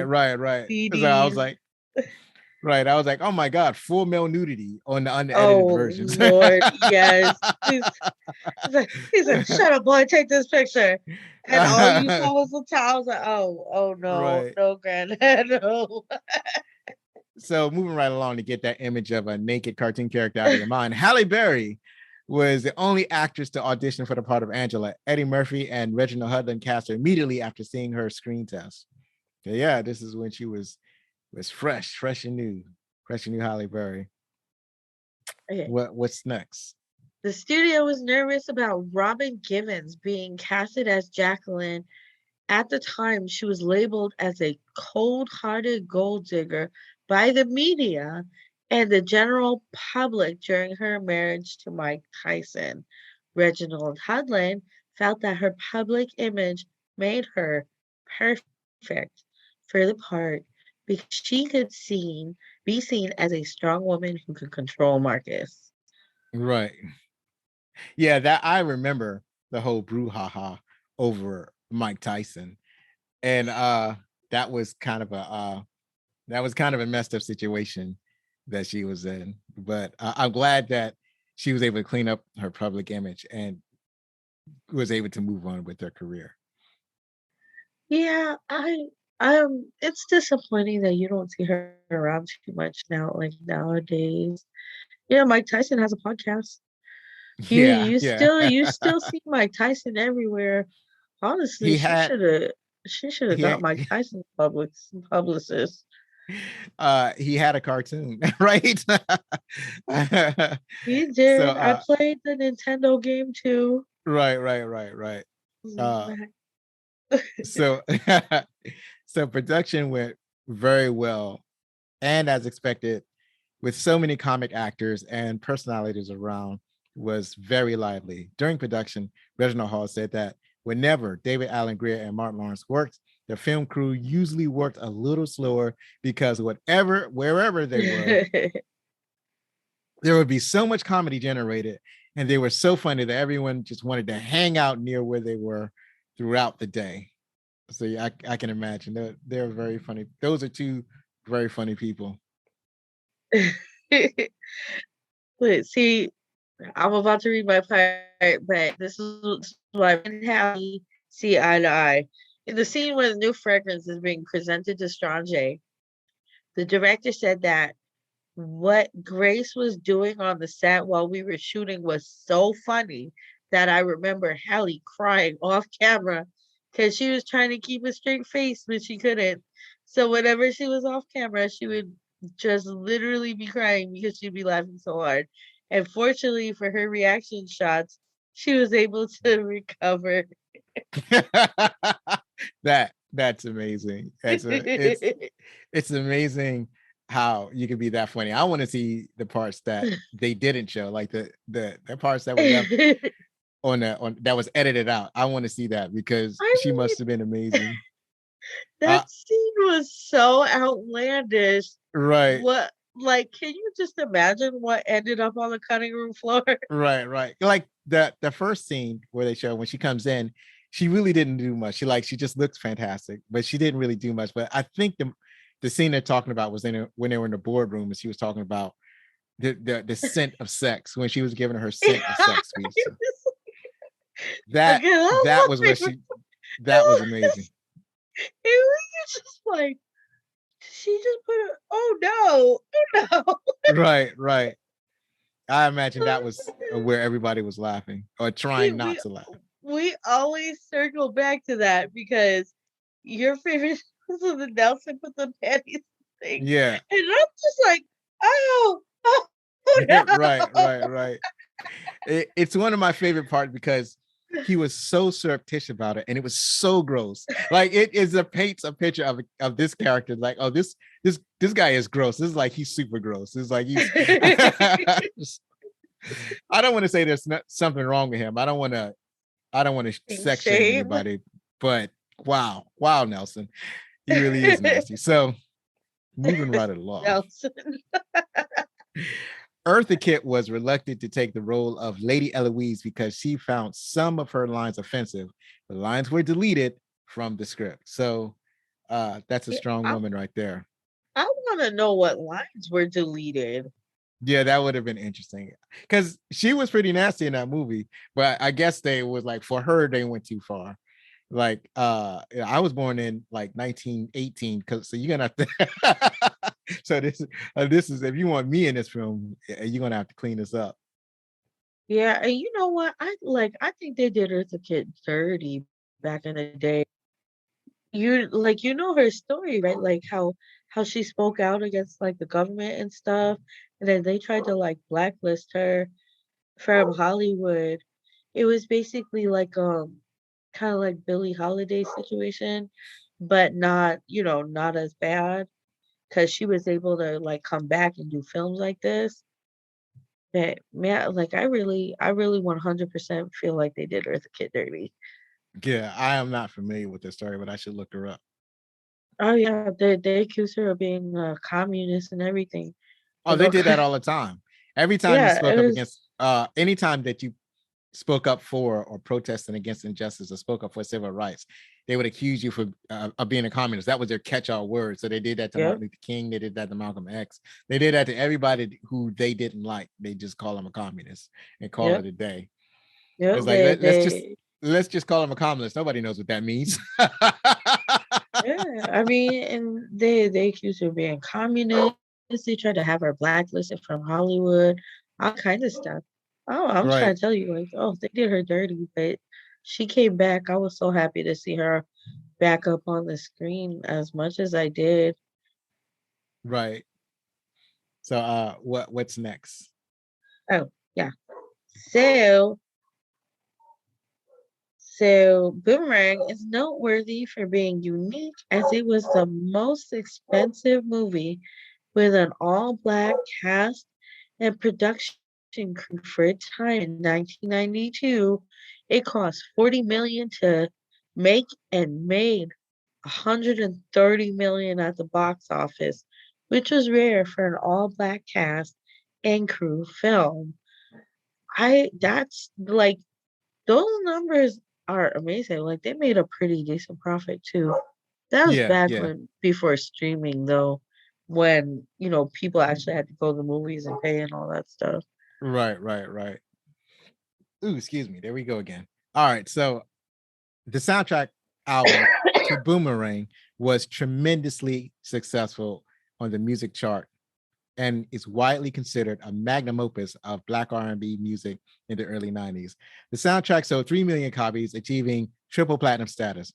The album was executive produced by LA and Babyface and features mainly contemporary R&B, urban soul, and new jack swing, hip hop, and several popular chart-topping ballads that are considered classics by R&B soul artists such as Tony Braxton, Boyz II Men, PM Dawn, Johnny Gill, and Keith Washington. So yeah, it Oh was, wow. like I Yeah. said, one of my favorite soundtracks. Yeah, they had a the I will say the soundtrack was super dope. In the scene where Marcus, Gerard, and Tyler hug in front of the Empire State Building was shot at 2 a.m. when the tower lights are always shut off. The film was reversed to make it appear that the lights were turned on. It would have cost $40,000 to $60,000 to have lights turned on. Wow. That's insane. That's insane. Yeah, yeah. It is insane. And there are movies that pay that price, but uh the production company was like, nope, that's too expensive. Let's just have them hug and reverse the film. And it worked out perfectly. You have to time that shot just right too. You know what I mean? You have Yeah, to, that's new movie magic. That is yeah, movie magic for that ass. right. So Reginald Hudlin based Marcus's obsession with women's feet on a friend of his who could not date a woman if he did not like her back teeth. Wait, her back teeth? Right. Not even like the two front and the two in the Right. front, the back one.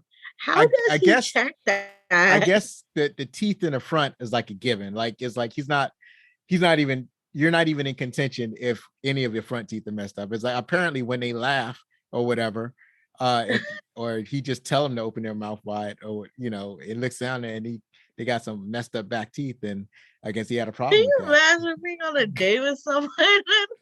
Hold on. No. I'm gonna need you to open your mouth just a little bit wider. Or you laugh and they're just like Right. Absolutely. that sounds awful, sauce. That's some wild stuff. Oh wow. Angela smacking Marcus was real. So Hallie Yeah. smacked him. Yeah. In professional wrestling, they called that a shoot. Call that a shoot match. A shoot match in professional wrestling is when wrestlers hit each other for real.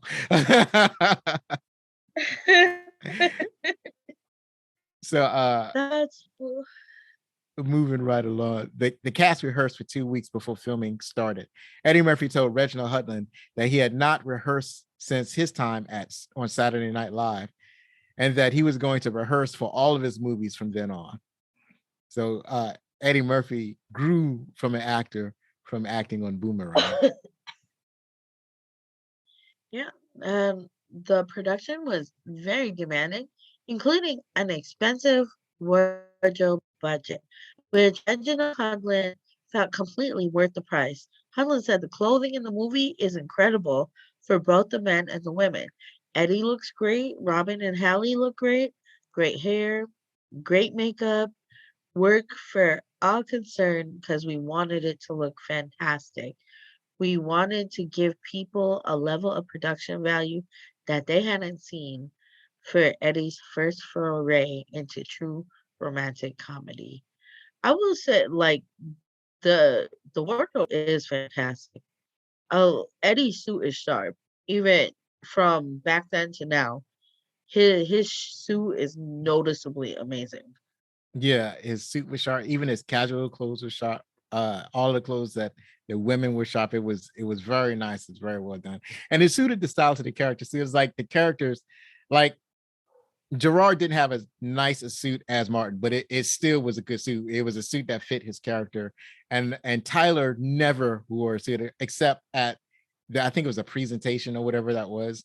That's the only time you saw him in a nice suit, but otherwise he was just wore casual clothes. And then Chris Rock wore I forgot his character's name, T-Bone, T-Lazy, I forget. But anyway, Chris Rock wore like the stuff that was fashionable for that day. I like the part when he came in, when he's talking to Mark. He's like, look here, man, I've been here for like 9 days and I've been on time most of those days. And we talk about a promotion. He's, Yeah, I forgot about yeah, that. Chris I Rock is was good in this scared. movie. Yeah, I forgot about he did say that, didn't he? Yeah, yeah, Oh, I forgot to say, one thing I really liked was the representation of, you know, of successful Black men and women in the movie. yeah, absolutely. Like that, I forgot to say that, and I want to make sure I said like that's one thing I really love about this movie. Right, right, right. Yeah, I took it for granted when I first seen the movie, but like as I watch it now, I was like, yeah, it's a really good look, and they really ought to have more movies that look like this. So, oh, actually, the last Exactly. movie. Go ahead. No, I said exactly. Yeah, the last movie that we saw that kind of looked like this was Black Panther, which is one of the reasons why it was one of the most successful movies to come out the year that it came out. It really That's uh showed Black people in a good light. yeah, So and uh, uh that's amazing. right. It's my favorite thing about this movie. Yeah. So near the production's end, some scenes that still needed to be shot were done in Washington, D.C., where Eddie Murphy was also shooting The Distinguished Gentleman from 1992, which is that was an interesting movie. I don't know if I like that movie as much when I watched it back then. I probably go need to revisit it. But it's have you seen The Distinguished Gentleman or remember anything about that? Oh, I feel like I've seen it, but I don't remember it because it was so long ago. So it's about this guy, and I forgot what district he lived in or what state he lived in. But anyway, this guy happened to have Eddie Murphy happened to have the exact same name as a congressman who was very popular in that state, and he died suddenly. So because Eddie Murphy had the same name, he campaigned to go into office using his name, and he won. Right, because people didn't know who they were voting for; they just saw the name on the ballot and voted for the name that they were familiar with. And Eddie Murphy's character happened to have that same name, so he's in Washington D.C. And so that movie is about his adventures as basically a con man slash congressman, right? So Yeah, I vaguely remember that. right, Now I want to rewatch it because Chris Rock, yeah, Chris Rock also had a movie like that as well. yeah, yeah. I think he was the president or something like that. I can't remember. He was also a congressman. Yeah. Oh, Yeah, he was an alderman. I know which one you're talking about. yeah, He was like one of those. He was like a city level congressman. yeah. I remember that because again, the soundtrack is what I Yeah. remember most. Yeah, the the song for Chris Rock's movie was with ODB and Maya. You remember Uh that? huh. No, They I do redid not remember. it. They no, they sampled a Dolly Parton song. They sampled that Dolly Parton song. It was, uh, I'm I'm gonna sound terrible because of my chest cold, but it was like, "Get on superstar, tell me Oh, what you that got, one. Yeah, that was the do one it with forever." you're thinking about the one with Warren Beatty. It was Warren Beatty and Halle Berry. That was Was it called, what? yeah, that was I don't know. They may have used the song in both movies, but I remember that song being connected to that movie.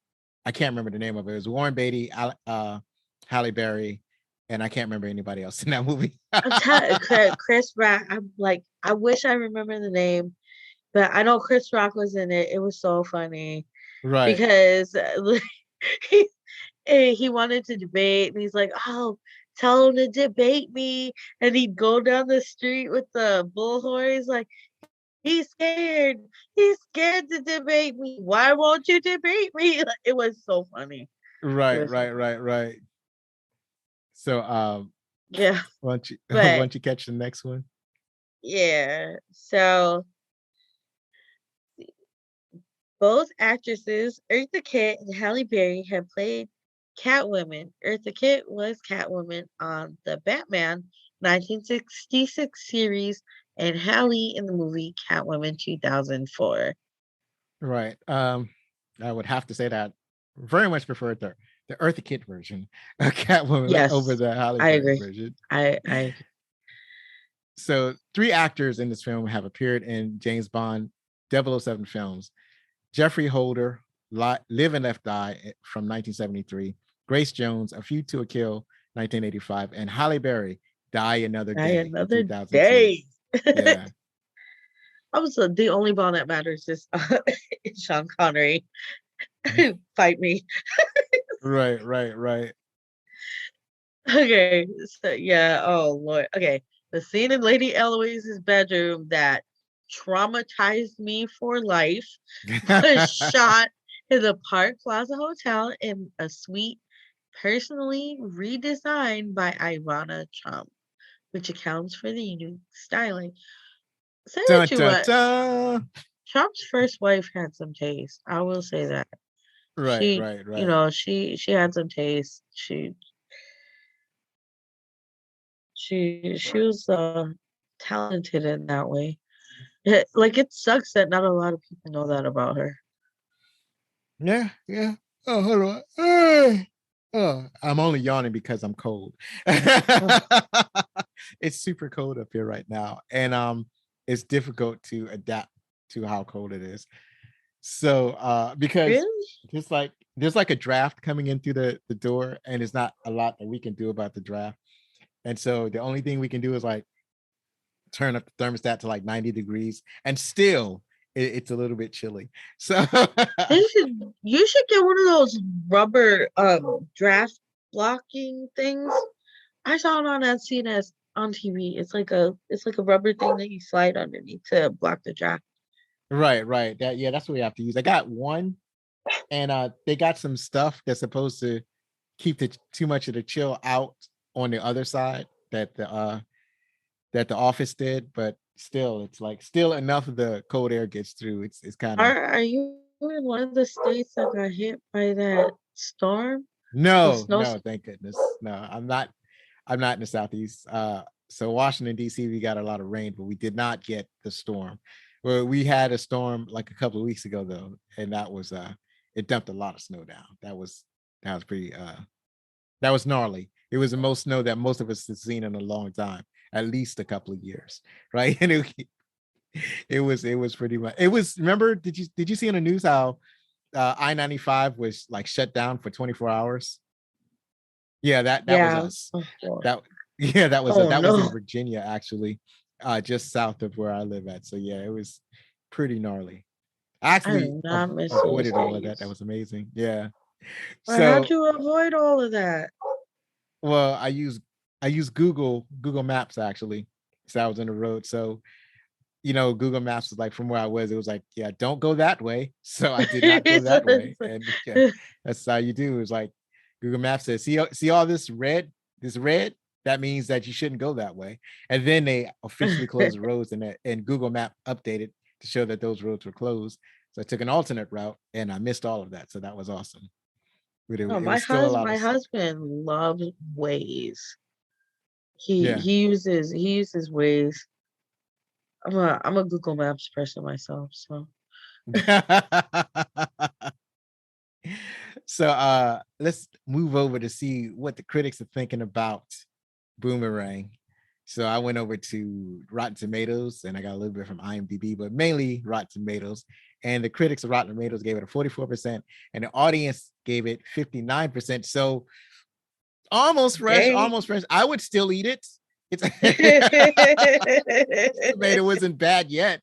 I would eat that tomato. IMDb reviews gave it a 5.6, so it's pretty comparable to what's over at Rotten Tomatoes. So Yeah, I got a couple of fresh reviews. I got a couple of rotten reviews. So we're gonna see which ones is fresh and which ones is rotten. So I you really can didn't take over. like this film. Oh, it's awful sauce. But there was some, well, I mean, there was some good stuff here, but I guess Rotten Well, so, Tomato, IMDb. Why you play my boy Eddie Murphy like that? right, right. Hey, so Lawrence Kahn from the Variety says in Boomerang, Eddie Murphy straitjackets himself into an ill-fitting comedy vehicle that's desperately in need of a reality check. Mm. Jonathan Rosenbaum from Chicago Reader said the general idea is to exploit a certain amount of role reversal, and Reginald Hudlin, who directed House Party, does a fairly good job of making this fun. See, I'm with Jonathan. Yeah, You I agree with know, John. I'm with I Jonathan. Yeah, I don't know what's going on with Lawrence, because Eddie Murphy was one of the better parts of this movie. I don't know why he thinks this is a ill-fitting comedy vehicle. I don't know. I don't get that part. I thought that the movie was well done, but I mean, Eddie Murphy has range, so it's not like he said ill-fitting comedy vehicle, but Eddie Murphy kind of makes anything fit. As yeah, far as the desperate need of a reality check, not really. I will say, like, I heavily criticize the movie for the sexual harassment and the ridiculousness of the workplace, but in reality, in the 90s, like from the classroom to the boardroom, they had a boys will be boys quality to it, you know, until a lot later on in the 2000s when people started calling them out on it. So, right. And also, it's a rom-com. Come on now. It's none of this, the depiction of romance in any of these rom-coms are real. So it's kind of a weird thing to say if the movie needs a reality check. It's a movie, it's not supposed to be real. it's What are you a doing? it's like there's a certain suspension of disbelief Yeah, for a yeah, while. I mean, okay, so, Best Film Ever kinda got me because they did, Crimson Tide recently, yeah, and I gave it a 1. I was so irritated because, what they were looking at was not a fictional lifestyle. The military lifestyle, the military, everything, that's a real thing, and, like, just a little bit of research or asking around, they would have known this, and they would have been able to produce a better movie.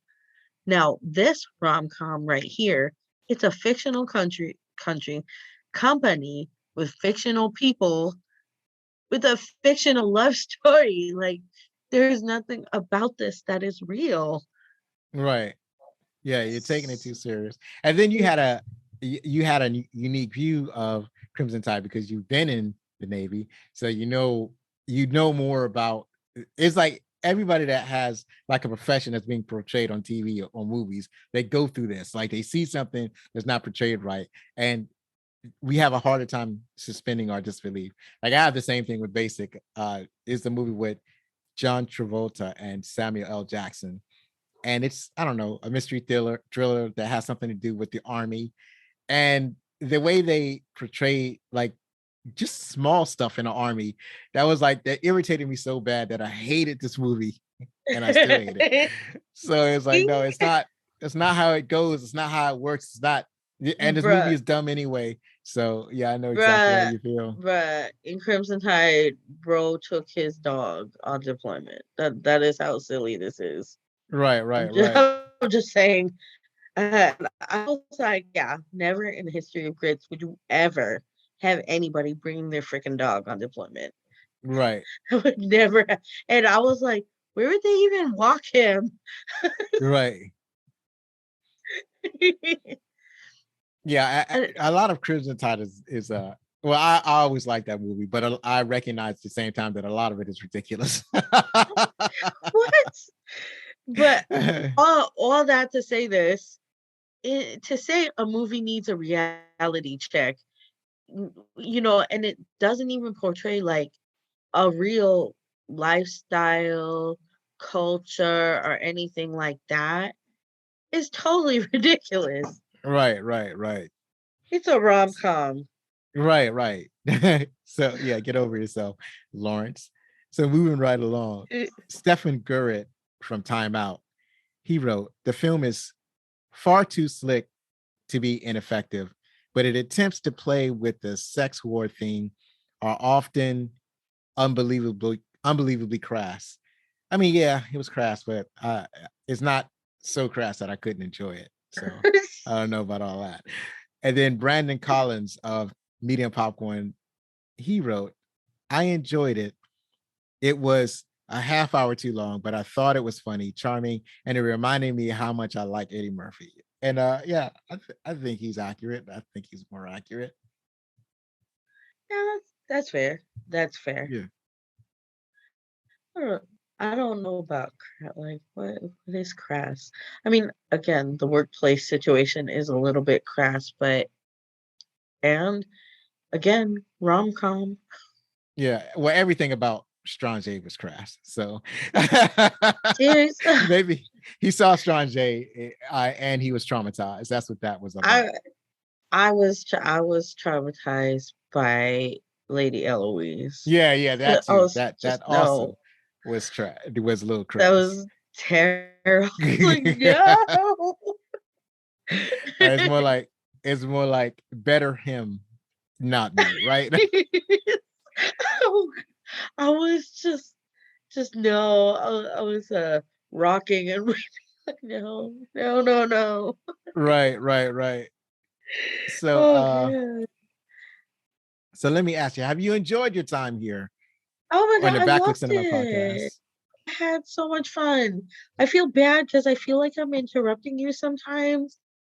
But I think there's like a lag and I feel so terrible. But I had such a good time. I hope you had a good time with me. Yes, I did. I enjoyed having you here. This is an extra long podcast. So, but because you are here, I know that people will sit and they will listen to the entire thing. As a matter of fact, they'll probably listen to it and then pause and then come back the next day, listen to the rest of the.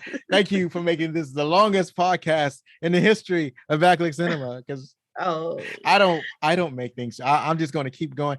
There was a question on a Facebook group that asked how long should a podcast be, and I wrote in reply, as long as it needs to be, as long as it carries a conversation. Like best film ever, they had their podcast like 3 hours long sometimes, you know. This is like as long as the conversation carries, that's how long the Yeah. podcast is. And I am a huge fan of Best Film Ever podcast. Yeah. I will sit there 3, 4 hours. They did the resties, the besties, all the E's. And I was here for all of it. Well, one time I had to Right. stop what I was doing to go to church, and I was like, "Oh, okay." So I'll pause it, and I came right back to it. I was like, "No, I gotta see what happens." Right. So finally, Boomerang is, as of this recording, available for rent or purchase from your favorite streaming services. Next week, we'll be talking about A League of Their Own with special guest actor, writer, producer, and podcaster Nicole Matarese, host of Totally Recommend This Dude and co-host of Totally Tunular. These shows are on the Fantasy Shed podcast. So one last time, if you like this show, then please help us grow. You can do this by subscribing to the show, rate us, or review us on Spotify's podchaser.com or Apple Podcasts or your favorite podcast app. Don't be too shy to share our show with someone. And Yeah, don't give it forget, 5 stars. thank you so much. I appreciate that. Don't forget, you can contact us with any questions, comments, and suggestions at fanmail@backlitcinema.com. Are there anything else, or is there anything else you want to plug before we head out?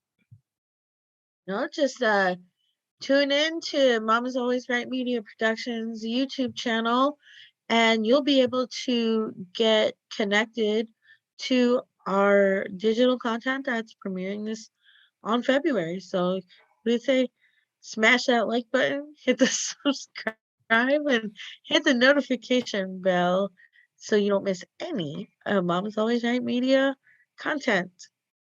That's right. And that's on YouTube, and that's on your favorite podcast apps. It's like it's everywhere, but like she said, go to Mama's Always Right, WRITE.com, and then you get everything she has to offer. It's so much on that site. I was flabbergasted when I went there. I'll have all of the links on the show notes. That was the job. That was a job, putting all of your links in the show notes. And I got all of them down. I could have just put mamasalwaysright.com and I could have been done, but I was like, no, I'm gonna do one for each of her podcasts. I'll do for an email address. I think I even put that phone number down that was on your website. I put everything down so that people can get in contact with you. You're such an amazing person. It was such a pleasure having you. Thank you for gracing me with your presence. It was pretty awesome. So you know what? I'm so glad to have you here. I want to have you sign off. Oh, okay. What do I say? You say what you say on your podcast. Oh, okay. I wasn't sure if I could say that. Yes. We have an explicit on ours. So let loose. All right. If I offended you, fuck you. It's a joke, not a dick. Don't take it so hard. Hey. You heard it here first. Be outstanding.